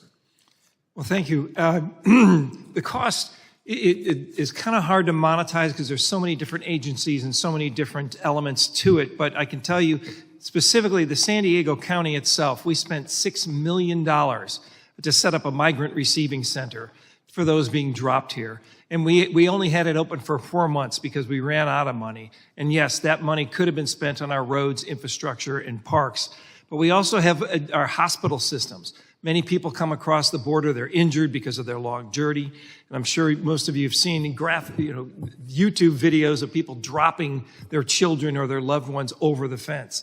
Many people have broken limbs, things like that. So we have many paramedic calls that actually go to the border. We also have fire calls. When people come over in the cold of night, they'll burn just about anything they can get their hands on to stay warm, which is, I understand, but we all have fire calls and potentially fires and structures that catch fire along the border. And also, just kind of the fear factor itself of people driving boats up onto our beaches and just walking unimpeded into our communities. So monetarily, also our San Diego airport has migrants sleeping and staying there. So that hurts our, we're a tourist town. That hurts our tourism. And you see migrants sleeping in the airport coming and going. So there's many, many factors. I don't have an exact number, but I know it's in the several millions of dollars that is costing our local taxpayers, and that money should be staying in San Diego County, not being spent on migrant and immigration issues. That's the purview of the federal government. I understand what you're talking about. I served 26 years in local government, 40 years as a firefighter EMT. I know firsthand what you're talking about, and I appreciate you being here. I also find it ironic that those responsible for this situation that you're in today, Vice President Harris, Secretary Mayorkas, are two of California's finest.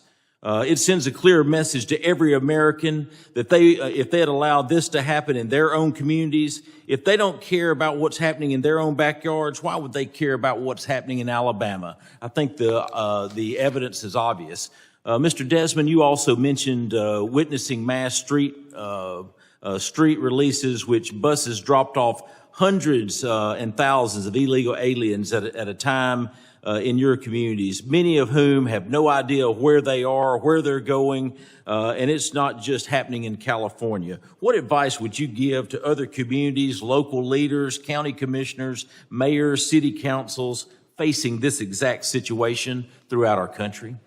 Well, please speak up and stop it from happening. I mean, there's not much we can do because we actually, when they started the drop-offs back in 2022, it was like 3 days before Christmas, we got a heads up that the Border Patrol was, we're at capacity and we're going to be dropping migrants at our transit stations. We had to make sure that, our shelters nearby were not going to be impacted. We had to make sure local police was there. One of the drop-off stations didn't even have bathrooms, so we had to make sure all those types of facilities were there and available. And local communities, small cities and communities don't have the resources to immediately write those kinds of checks. So I beg and plead and ask, the federal government to stop this. And we all want to have an immigration system that works. And I take offense to the sheriff's racist comments made earlier. But we need a system that works. And I really think the focus should be on vetting the people that come across the border. Most people want to be here and they want to work here. I get that. But we got to be able to vet and make sure we keep the bad people out. Thank you. Would it be fair to say that the Biden-Harris administration's policies have better served the interest of criminal cartels than the American people? Yes. Mr. Chairman, I yield back. The gentleman yields. I now recognize Mr. Swazi, the gentleman from New York, for 5 minutes of question. Thank you, Mr. Chairman. Ms. Morin, I'm so sorry what you've been through. Nobody knows how you feel. Appreciate you being here and coming to talk to us like this. And Sheriff Hathaway, thank you for your service. Mr. Desmond, I can only imagine how frustrated you are as a local official. I was a mayor, I was a county executive, and this is all out of your control, and it's being dumped on you, and it's really frustrating. And Mr. Heitke, thank you for your service for so many years. I know you've devoted your life to your job and your public service, and it must be so frustrating to you as well to see these things happening beyond your control. And we talk about the border crisis, but it's really a Washington, D.C. crisis, because this is not a new phenomenon. This has been going on for decades. And we can go back and forth about the numbers going up and down. Big impact on those charts is COVID. And when COVID is over, it started going back up again. And, now the numbers are down because Mexico's enforcing its border because the president did his executive order. So we got to figure out how to get Democrats and Republicans to work together to address the very real concerns that every one of you have. And that America, what you see in this room is what's happening all over America every day. And people are just like, what the hell are you guys doing?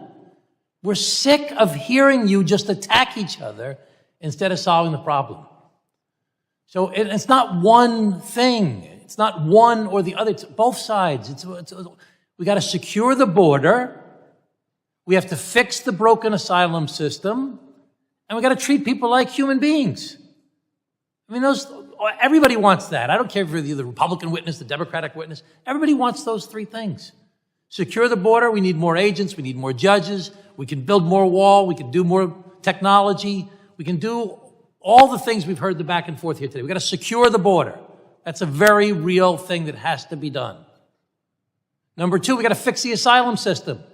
Asylum used to be like we were happy when the Soviets sought asylum in America. That was like, yeah, they're coming to us. They're not going to the other guys. Asylum, you came from Cuba or from the Soviet Union, like, yes, asylum. Now it's being abused by the cartels and by the organized crime and the coyotes and teaching people. These people are all coming here because they want a better life, but we can't just let everybody in. But people are abusing the asylum system, and they're gaming the system, saying the right key words so they can get into this bureaucratic mess that takes 6 or 7 years to resolve. 85% of the people get denied ultimately, but people are abusing the system. We've got to fix the asylum system. We got to change the standards with asylum. We got to stop allowing asylum in between the ports of entry, which is what the president did in his executive order. It's what the Langford bill that we've heard about today, the Langford Murphy bill, would have done. But they had these. You had to get 4,500 people, and then the president's executive order is 2,500 people. Got to say no, just no asylum in between the ports of entry. Just stop it. Make you go to a port of entry or make you go to a safe mobility office somewhere else in the world. And number three, we got to treat people like human beings. I don't know what your politics are, but most people think the dreamers who've been here 20, 30 years, and came as little kids, they should have a pathway, at least to legalization. TPS recipients, we invited them here after an earthquake or a civil war. Give them a pathway to citizenship, or not, don't even give them citizenship. Give them legalization so they don't have to worry about being deported tomorrow, so they can go to work. The Farm Worker Modernization Act. It's been negotiated bipartisan. Let's make the deal. We got both sides worked it out. The Afghan Readjustment Act. There's so many things that we've worked out to say, let's treat people like human beings. But we got to put these three things together. We have to stop. Every problem we face in America, and certainly this issue, is complicated. Nothing is simple. But you cannot solve complicated problems in an environment of fear and anger when everybody's just yelling and screaming at each other. You can only solve complicated problems when you get people on one side and people on the other side to say, I think this, well, I think that. Well, how about we do this? Well, how about we do that? And you try and find a compromise somewhere in the middle. That's what I know all of you want to see happen. That's what I think most people up here want to happen. I heard Mr. Heitke, nobody paid attention to it. He said before, he said, most of the people are coming over are good people. Most of them just want to go to work. So let's fix this broken system that we've had for decades, stop the BS, and try and find common ground so that people like yourselves who are sitting there and saying to yourselves, I am so sick of these guys going back and forth. Can't they just work it out? That I know you're all thinking in the back of your heads, like everybody in America is thinking, let's work it out. Let's work together. Let's get it done. I'm prepared to do it. I know lots of Republicans are. Let's try and make that happen. Thank you very much. I yield back. I'm sorry I didn't ask you any questions, but I had to just say that. Thank you. Thanks. The gentleman yields. I now recognize the Vice Chair of the committee, Mr. Guest, for his 5 minutes of questioning. Thank you, Mr. Chairman. Sheriff, I want to thank you for being with us today and start a couple questions with you. I see in the statement that you have prepared, you talk about the fact that you not only are elected official there in Arizona, but live very close to the border, that you and your wife will often go out at night and walk there along the U.S.-Mexican border. I have before me from the CBP website some recent statistics about addressing border encounters along the southwest border and then breaking those border statistics down into certain sectors. And it shows that overall, over the last 12 months, that in many sectors we have begun to see a brief decrease in the number of border encounters. But the statistics put out by CBP show that in the Tucson sector, which encompasses a large portion of the Arizona border, we have seen a dramatic increase in the last year. The numbers for FY23 were 322,000. For FY24, it's 452,000. So a 40% increase in that sector, as we've seen the numbers decrease in the other sectors. And so since that is an area of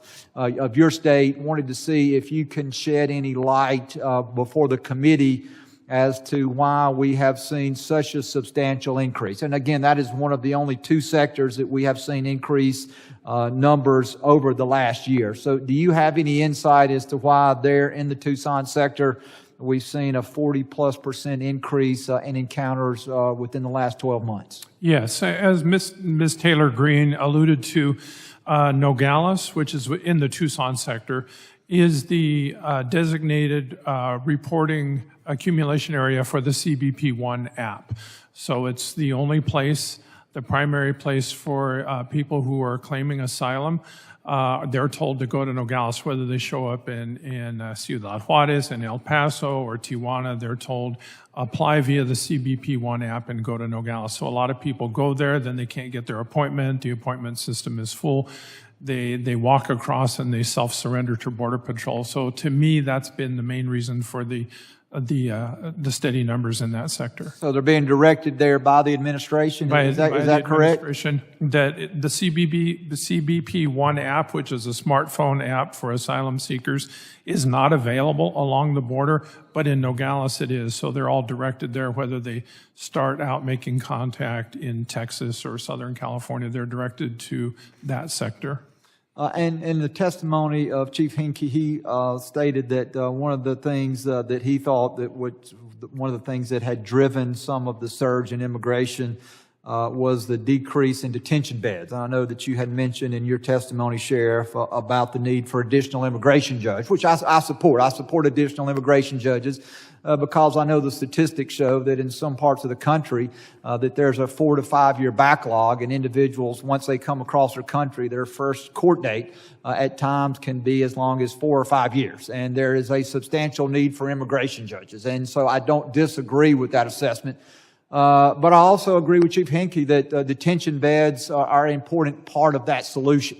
That as we have immigrants who are coming across the country, particularly many of which we are not, in my opinion, properly vetting, and I think that we have case after case of immigrants who have not been properly vetted, who have been allowed in the country that never should have been in. If we had detention beds available so that we could properly vet those immigrants, and then have a process for those claims to rapidly be heard, that some of the situations that we see would not have occurred. And so what are your thoughts on additional detention beds? Is that, and I'm not saying that's the only solution. I'm not saying that there's one silver bullet, because I don't believe that. I believe that there are a multitude of factors that Congress must take into play if we are going to try to solve this problem. But do you support additional detention beds for the proper vetting and to expedite those individuals who are incarcerated and in those detention beds to be quickly brought before an immigration judge? Yes, if I can speak a little bit behalf on the current sector chief in the Tucson sector, Chief Maudlin.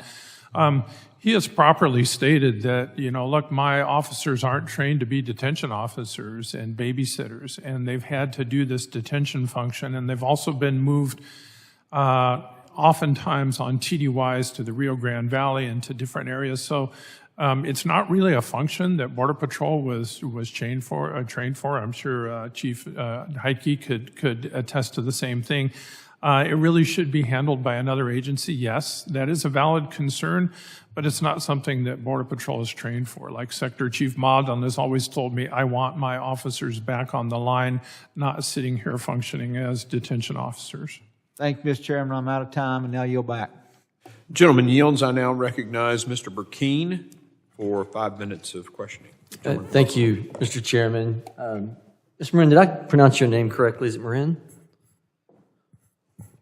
Morin, it's French. Morin. Thank you very much for being here. The fact that your daughter was killed by an illegal alien, sexually assaulted, do you think that the media is paying attention to these stories to the level that they need to? I do not, and the reason why I say that is because there's been 4 or 5 that have really hit the media, and it's because there are mothers that are speaking out and not stopping. But there are a lot of women that are assaulted every day, and I think because they're assaulted, but maybe perhaps because of shame or fear, they're not reporting the assault, or it's a local police matter that doesn't necessarily hit national news, so it might just be local news, and or they don't have DNA because they're not able to track these immigrants that have come into the country, and because they don't know their name, they don't know where they're from, they collect DNA from the crime, but then they don't know where else to go with it, that they just kind of like hang in limbo. But there are women that are being attacked every day. I get letters from across the country, and just in my own city, we had 2 murders by illegal immigrants from El Salvador. And I do realize the band that was here earlier that said he was from Prince George's County. He was a state prosecutor during Trump's time in office.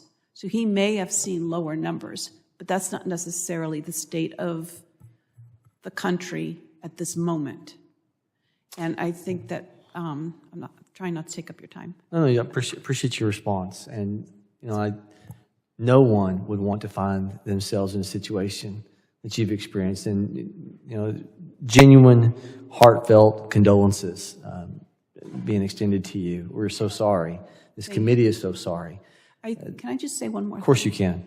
I think that they hear us speak as mothers, and they think because we're mothers, that we're emotional, yes, and we're more attached. But if you actually saw the bodies and the crimes that are actually being committed against a human being, it's like an animal dragging a prey into the woods and attacking them. If they could see how violent these crimes are, I'm not saying that all immigrants are like this, but if people are willing to come into the country illegally, there's something that they're hiding, because an upstanding person would come legally. Mr. Heitke, you, San Diego sector, former Border Patrol chief there, several decades of experience. Do you think the American family, the average American family who hears these stories, has a right to feel less safe? You think it's justified, the feeling across America of just regular people sending their sons or daughters into a public space, a public sphere where they're not present with that child, that this validates a heightened concern for their children's safety? I do. Is this something that you experienced in your decades of experience, this heightened level of concern? Was it experienced under the Trump administration, this level, or is there something to be said, direct correlation to this current administration's position on the border? In my time with the Border Patrol, I have never seen entire zones that were left without agent presence. I've never seen that before. Mr. Desmond, you're over the San Diego sector. What's interesting is in 2023, with 1,200-mile border wall, over 2,000-mile border wall, Texas has more than the majority of the border wall. And we know by reports of what Texas is doing to secure their border, they went from being 60% of the encounters to first half of this year, 40%, even though they have more than half. So that's being shifted. We know San Diego's being one of the areas that population is going, because Texas is having to do what the federal government should be doing. You all are seeing this. Are people, the feel of the average American who feels less safe, are they misinformed? No, they are not misinformed. And many of them see, the effects of it, particularly our beach communities. We get 3 or 4 boats every week that just beach themselves and people walking into the communities. And without law enforcement even able to do anything. Unfortunately, California is a sanctuary state, and our law enforcement, as the chief had mentioned, is prohibited from enforcing any immigration law. They're actually prohibited from even asking someone what their immigration status is. So even though somebody just jumped off a boat and is walking through your neighborhood and is there illegally, our local law enforcement can't do a thing, and people are upset about it. Thank you, Mr. Chairman. I yield. Gentleman yields. I now recognize Mr. Crane, the gentleman from Arizona. Thank from you, a border state, Yep. for his 5 minutes. Thank you, Mr. Chairman. Ms. Morin, thank you so much for coming here. I want to thank the panelists for coming as well. Ms. Morin, in your opinion, how many more beautiful young Americans must be brutalized, raped, and killed by people who weren't supposed to be here in the first place before this administration does anything about it? There should be none.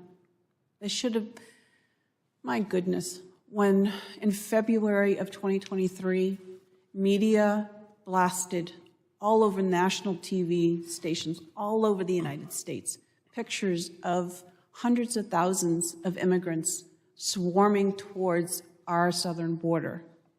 Biden and Harris administration could have stopped it before they even reached the border. They could have said, stay in your country or stay in Mexico, and then vet them one by one. So they saw them coming, and they opened the doors and just allowed everyone to come in. Thank you. Sheriff, why do you believe that border walls are racist?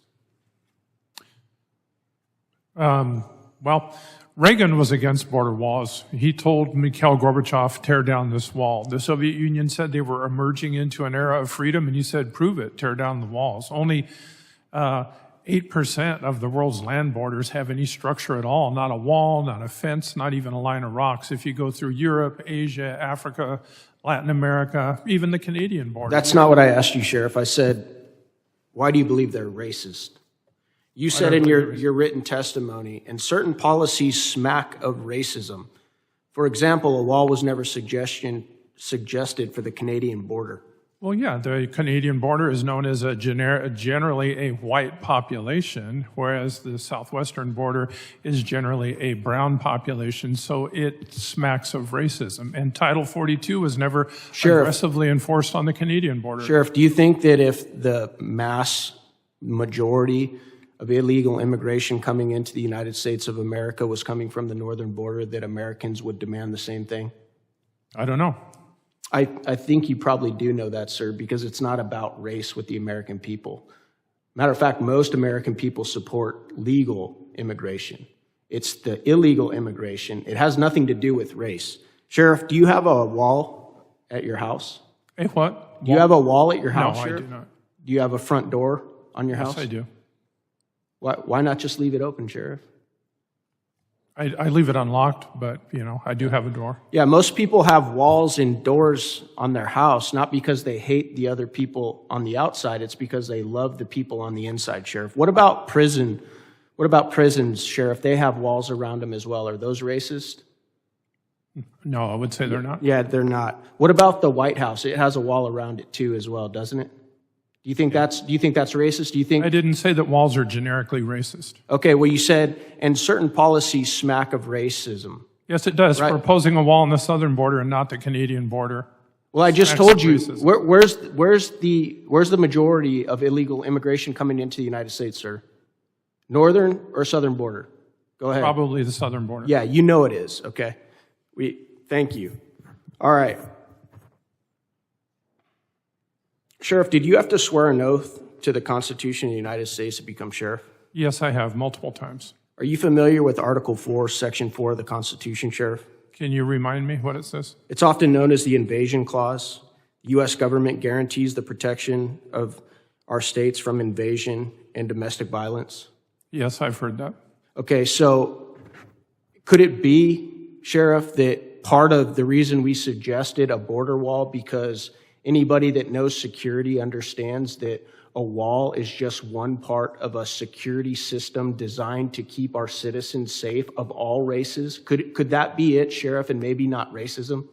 No, I don't think there's an invasion, and there's not a clause been activated in the Constitution that, suggests that this is an invasion. It's not an invasion. Yeah, it's the same thing I've seen my whole life. Yeah, well, I think Miss Morin and other moms who have lost their children brutally raped, murdered, drug off into the woods would highly disagree with that comment. And if you looked at the data and the graph that's been presented here today, it's obviously an invasion. It's not a so much military so, invasion. hold on, I'm not done yet. So much so that Kamala Harris has actually changed her position now on border security because she realizes what a complete catastrophe it is. Mr. Heitke, you've been a Border Patrol chief. Do you agree with Sheriff Hathaway here that implementing a wall as part of a security system is racist? No, I do not. Have you ever seen a wall that stopped one race of people from getting in and allowed other races of people to come into the country? Have you ever seen that? No. Didn't think so. Thank you, Mr. Chairman. I yield back. Gentleman yields. I now recognize the gentleman from New Jersey, Mr. Menendez, for 5 minutes of questioning. Thank you, Chairman. Thank you, Ranking Member. Thank you to our panelists. This is my first term in office. And I represent a district where over 40% of the people that live there were born outside the country. So I care deeply about our immigration policy. The first trip I took as a member was to our southern border because I care that we get it right there as well for our border communities and for our communities throughout the country. I care about both parts of this conversation. The other week, we remembered those who were lost in 9/11. This was a select committee after 9/11 to make sure that we protect the homeland from threats, domestic and foreign. And I had great hopes that this committee would be a place that we could engage with our colleagues in a meaningful way to take on these challenges. And I feel like I've tried in my individual capacity to do that work. But there's a long history on this committee, this Congress, of opportunities to come together where we've not been met halfway. We marked up H.R. 2, the Republican priority bill on the border, which would have caused the loss of human life on American soil because of the handcuffs that they would have put on NGOs that operate along the border to help other human beings. We've talked about the funding request that the president has made for more CBP officers to ensure that we have the latest technology for fentanyl detection. It was ignored. I know other colleagues have talked about the Senate border deal that was negotiated with Republicans, one of the most conservative Republicans in the Senate, never even got to the House.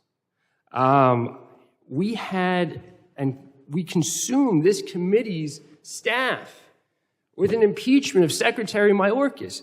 I think there were 5 impeachment reports that they put together to try to make the case. They didn't call one constitutional expert to come talk about high crimes and misdemeanors. I mean, so when we as Democrats are frustrated, we share the frustration with the American people who look to us and want us to get things done. We know we have to work across the aisle because we're in the minority party. That's what we came here to do. And every step along the way, we've been frustrated, even on H.R. 2. Blue Lotus, an administrative operation to combat fentanyl. I introduced an amendment to give legislative authority for future administrations to do the same program. Not a Republican voted for it. On their own bill, a single amendment that dealt with fentanyl. Not one Republican voted for it. Show me where the good faith effort is. Just show me. Because we have done the work. You've listened to all of our colleagues who are frustrated. People in the Senate who negotiated a deal and didn't even get a vote on it. So we're frustrated. It's not partisan. It's not political games. It's not political theater. It's not what we came here to do. I almost didn't even come down to this meeting because I'm so frustrated. I'm so sorry, especially so sorry for your loss and for so many like you who have experienced such devastating loss. And I am sorry. That's why I signed up for this job, to try to fix the things that are broken in this country. Our immigration system is broken. We feel it no matter where we live. We have an obligation to do something about it. I want to do something about it.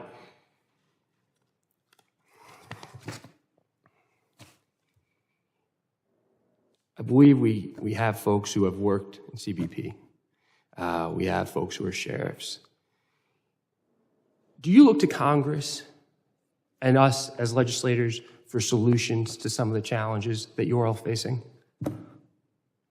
Yes. Sir? Yes, definitely. I consider that to be your job. It is. And if I were a resident or you're a sheriff, I would look for you to make sure that our communities are safe. This is a two-way street. We listen.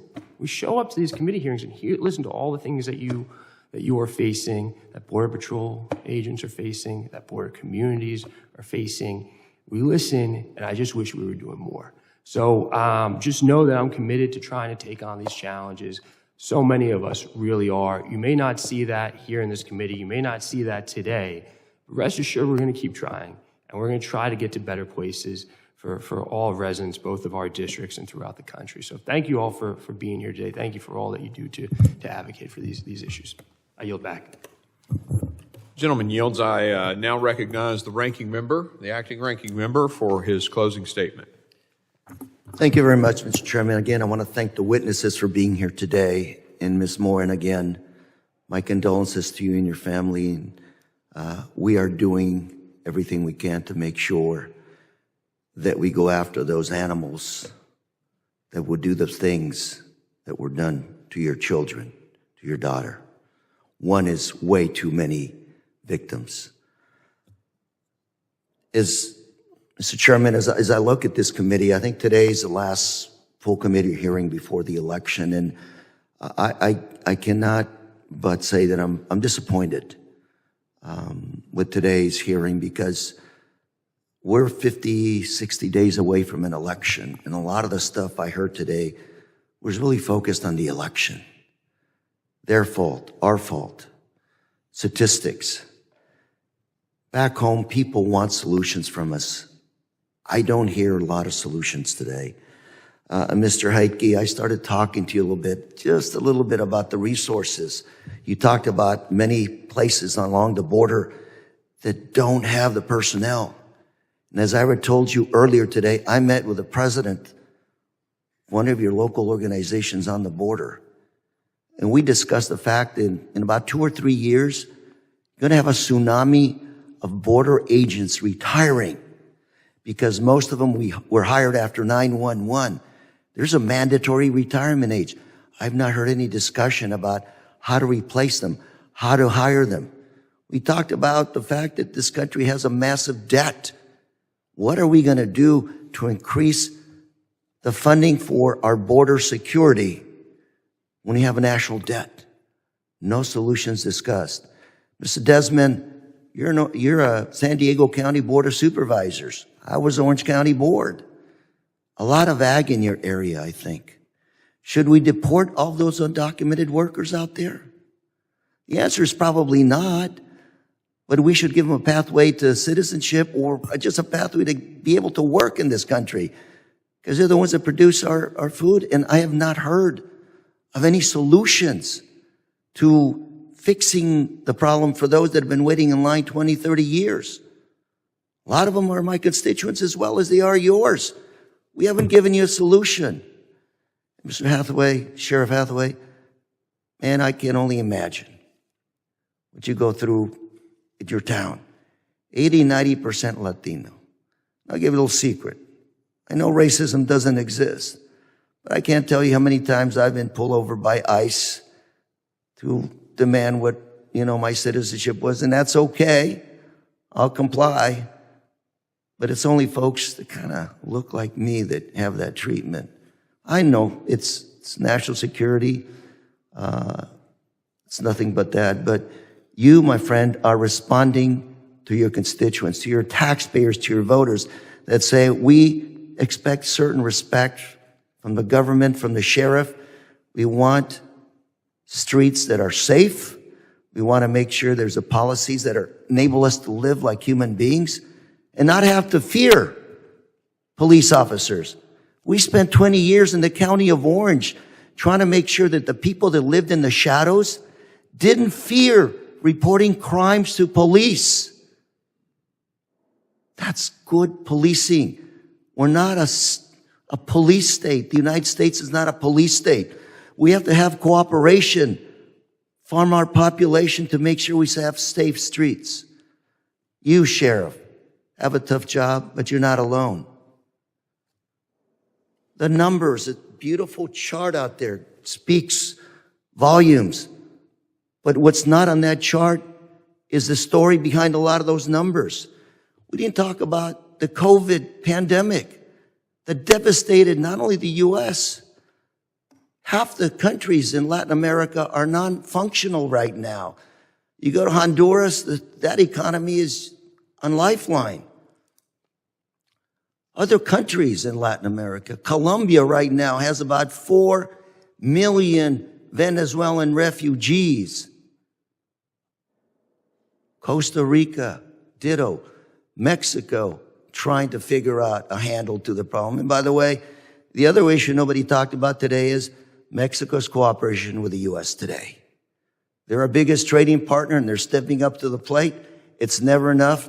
But, we want to work on a solution, for example, safe pathways to the U.S. to work, and also databases that track those criminals so Ms. Morin's situation is not repeated. Those are real solutions that we're working on and we can continue to work on. Dreamers, okay? That population of kids who are here, now adults, some of them that actually have made the ultimate sacrifice in the military for our country and whose families are still living in the shadows. It's not an issue for Homeland Security, but it is connected to Homeland Security. Former Secretary of Homeland Security, General Kelly, who used to be President Trump's chief of staff, would say border security does not start or end at the border. If anything negative gets to the border, you're already too late.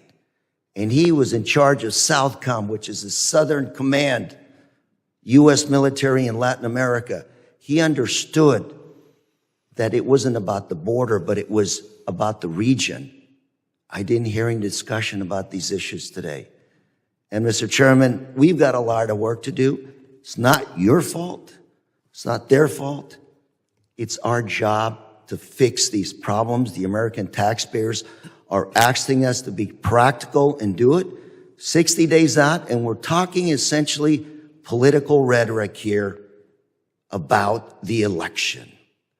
You know, Senator Langford is a guy I talk to a lot. He put his neck out in the line as an elected official to come up with an immigration solution. He really worked hard. And I looked at his, and I said, Jim, you really going to go out on the limb here, man? Nobody's been able to succeed for 30 years. He said, this is the right thing to do. An immigration solution, a border solution. And then former President Trump came out and said, kill it. He's a conservative Republican from Oklahoma trying to do the right thing for America. And that's what his reward is. We have to change the rhetoric. We're all Americans. We are all expecting our federal government, the United States Congress, to solve the problems. You know, most of us here are married. Do you ever go home and say, I get 100% on the decisions with my wife? Your spouse? Of course not. You negotiate the deal, and if you get most of it, you've cut a good deal. You don't agree 100% with your wife, with your spouse when you're cutting the deals. Why do we expect to come to Congress and agree 100% with the other side? Hope we can move forward. Homeland Security was designed, this committee, that agency was designed after 9/11 to work together, not as a partisan committee, but as a committee that worked across the aisle to protect Americans from foreign and domestic terrorism. We have to get back to doing our job and doing it right. We've got the Secret Service that's also under our jurisdiction, and they're having a hell of a time protecting our presidential candidates. And those two articles I submitted for the record today are a glimpse that the rest of the world is scared to death because they see our American democracy on the brink of failure. And that does not speak well of the job we are doing here in Congress. Put partisanship aside and start working to stabilize this country and do what our taxpayers expect us to do. Thank you, Mr. Chairman, and I yield. Gentleman yields. I now recognize myself for a closing statement. I want to thank you all for attending today. Very important hearing, and I especially thank our witnesses, Chief Heitke, Supervisor Desmond, Ms. Morin, Sheriff Hathaway. Your testimonies, they've certainly stuck with me, and I know will continue to deeply affect the American people. Ms. Morin, my heart is with you and your family. I want to thank you for your courage today to tell Rachel's story. What happened is unimaginable. You're right, it was completely preventable. There are tons of stories like yours, thousands of American families. We have to put a stop to this.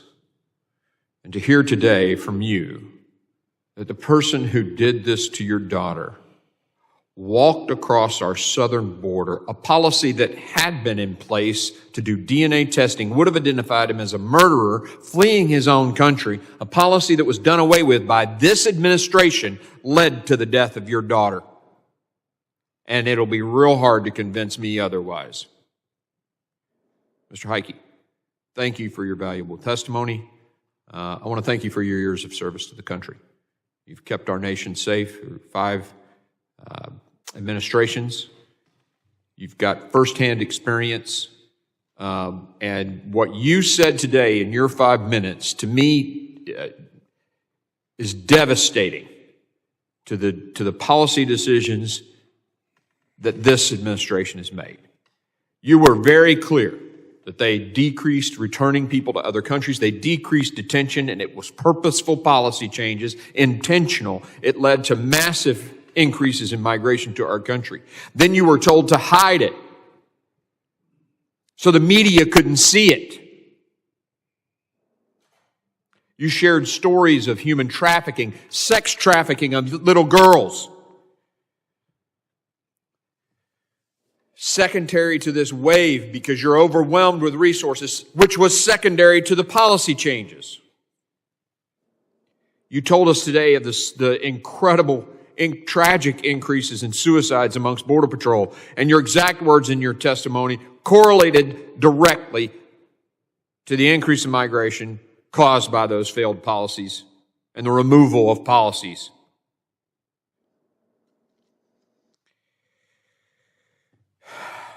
You know, Mr. Correa, I love this gentleman. He's a great man.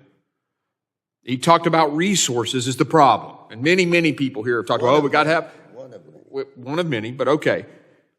But if you implement policies and refuse to let people do their job, more people aren't going to solve the problem. And oh, by the way, H.R. 2, the bill we passed, increased the number of Border Patrol agents, but, you know. Mr. Desmond, we appreciate you being here with us today as well. San Diego County has seen some of the worst of this border crisis, and it does start at the top. It starts with President Biden and Vice President Harris, and I want to thank you for shedding some light on the situation in California and the realities of this crisis. And I really appreciated you talking about the fact that your state has ordered federal people and other people not to ask certain legal questions that are in the laws passed by this body. Ignore the laws. That's like saying, you know that Constitution that says this body writes the law, this body executes the law, this body adjudicates the law? We don't care about that. We're just going to pick and choose which laws we enforce. You don't like a law, you change it. That's a threat to democracy as far as I'm concerned. Sheriff Hathaway, I want to thank you for coming and for your service to your community. I totally disagree with you that the border wall is racist. I think that's absurd, and I really appreciate the question Mr. Crane had. Is a wall going to pick and choose which person it blocks? And I'll tell you, the last time I was at the border, it was a huge group of Russians coming in, and they're more white than I am. Stupid, actually. It's absolutely stupid to suggest that walls and the attempt to enforce our laws is somehow racist. But I do appreciate you coming. The truth is there are two competing visions for our country. That's it. On the one hand, some of us are fighting like hell to enforce the laws of our country, to go back to that Constitution that says this group writes the laws, this group enforces the laws. And we're prioritizing the well-being and the safety of American citizens. Yet, on the other hand, we have an administration led by President Joe Biden and Vice President Kamala Harris that couldn't care less about those laws, as evidenced by their actions. Pure and simple. It is inescapably clear that the Biden administration and Harris, along with him, ended effective border policies with no alternatives in place to secure our border. They implemented an unlawful policy of mass catch and release, and they gutted interior enforcement, casting aside their responsibility to enforce the laws that they swore to uphold. And they have continued to deceive the American people about it. Let's hide these people. Let's fly them to Texas. The truth is, Americans no longer feel safe in their communities. A little baby crawling on a floor in a VRBO in Florida is dead because of the fentanyl brought across our porous, open southern border that a witness today said has been left wide open so that we can process more people into the country. Millions of Americans have lost loved ones to fentanyl. And Americans who can't afford housing, whose insurance premiums have shot up, forced to watch as lawbreakers, have been rewarded with free housing and benefits. And I think it was you, Sheriff Hathaway, earlier, talked about not impacting inflation. I'm sorry. If 12 million people walk into the country, we can't just suddenly make a dairy for milk. And there's this thing called the supply-demand curve, basic economics. If you increase the demand without a change in supply, the price is going to go up. It's just basic economics.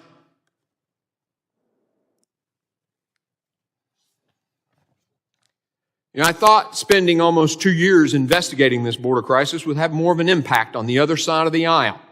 I thought laying out the human cost of this crisis, bringing in people like Ms. Morin, especially the cost of innocent women, children being trafficked, would have an impact.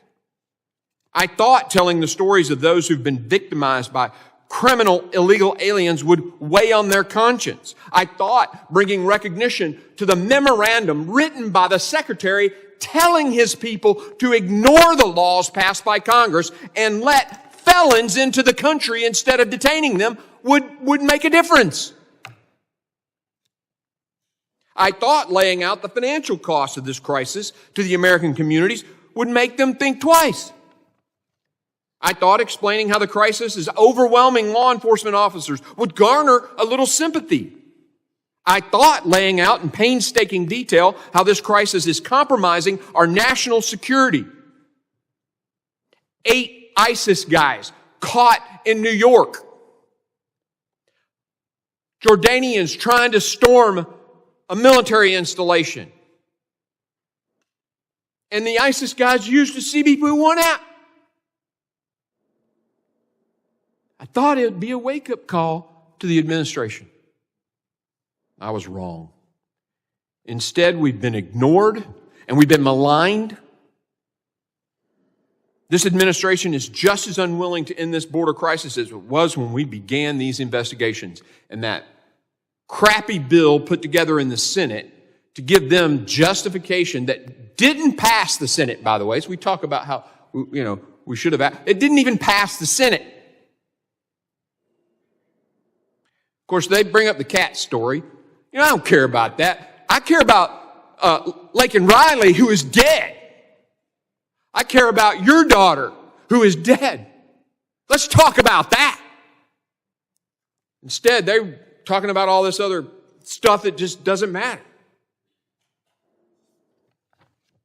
It's clear to me, to this committee, to Congress, and the American people that Biden-Harris administration is hell-bent on keeping our borders wide open.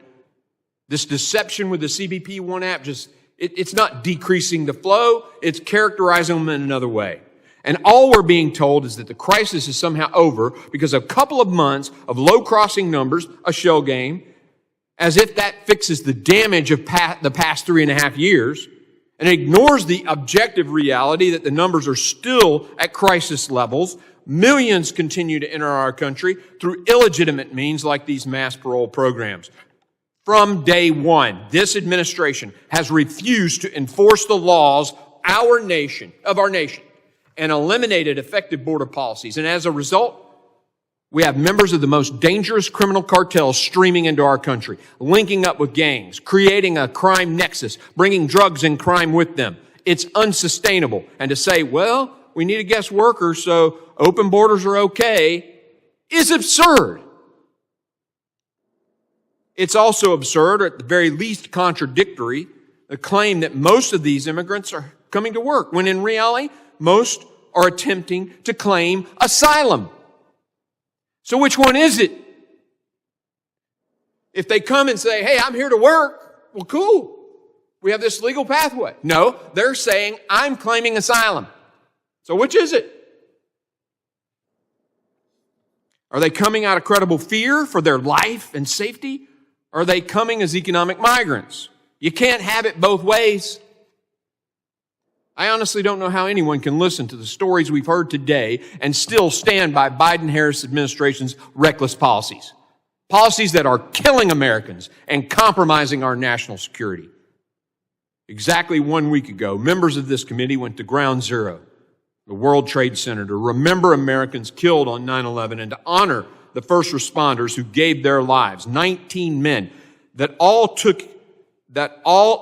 it took to take the lives of nearly 3,000 Americans. And yet our Border Patrol has stopped 384 suspected terrorists trying to get in. How many more of them are in the 2 million gotaways, known gotaways? Not even the ones that walked across while Chief of the Border Sector said There was nobody there watching. Lastly, let me just point out how intentional this plan is. Its expansion of the CBP-1 app funneled hundreds of thousands of inadmissible aliens to ports of entry and then into the interior of this country. This is a major end around to our lawful immigration system. And as even NBC News recently reported, even individuals with terrorist connections have been allowed in through this program. Well, we know who those are, some of them anyway. Additionally, massive fraud was discovered in the Cuban, Haitian, Nicaraguan, Venezuelan mass parole program, which allowed 30,000 inadmissible aliens into the country each month. Yet it's back up and running, even after reports from the folks at DHS claim they knew it's against the law. And after reports that the CHNV parolees have committed grave sexual crimes since arriving here. Simultaneously, this administration allows border wall materials to rust in the desert instead of choosing to build the wall we've already paid for. In short, the Biden-Harris administration is doing everything in its power to perpetuate this border crisis, and any claims to the contrary is misleading at its least. The truth is that even if President Biden shuts the border down tomorrow, it will not undo the damage this administration has caused over the last 3.5 years. Rachel Morin's death can't be undone. Laken Riley can't be brought back. And the heartbreak felt by those who have lost a loved one because of this border crisis cannot be fixed. How many times have we sat here and held hearings over the lawlessness of this administration and its refusal to obey the laws and secure our borders? We've passed legislation only to be ignored by Democrats. We've held cabinet officials accountable, again, ignored by Democrats. It was brought up today by one of my colleagues about this impeachment. I'm sorry. If you have a cabinet secretary who just gets to do whatever they want and not follow the laws of Congress, why do we have a Congress in the first place?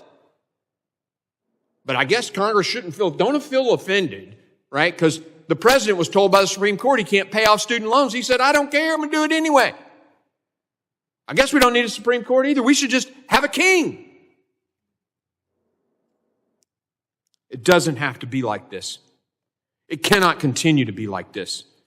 And I'm going to fight as long as I have the strength to ensure that we return to some form of law and order and sanity on this issue. There has to be change. Something has got to give. We need to secure our border, and we need to do it now. I thank the witnesses for their valuable testimony and the members for their questions on both sides. The members of the subcommittee may have some additional questions for the witnesses. We'd like to ask the witnesses to respond to those in writing. Pursuant to Committee Rule 7D, the hearing record will be held open for 10 days for those. Without objection, this committee stands adjourned.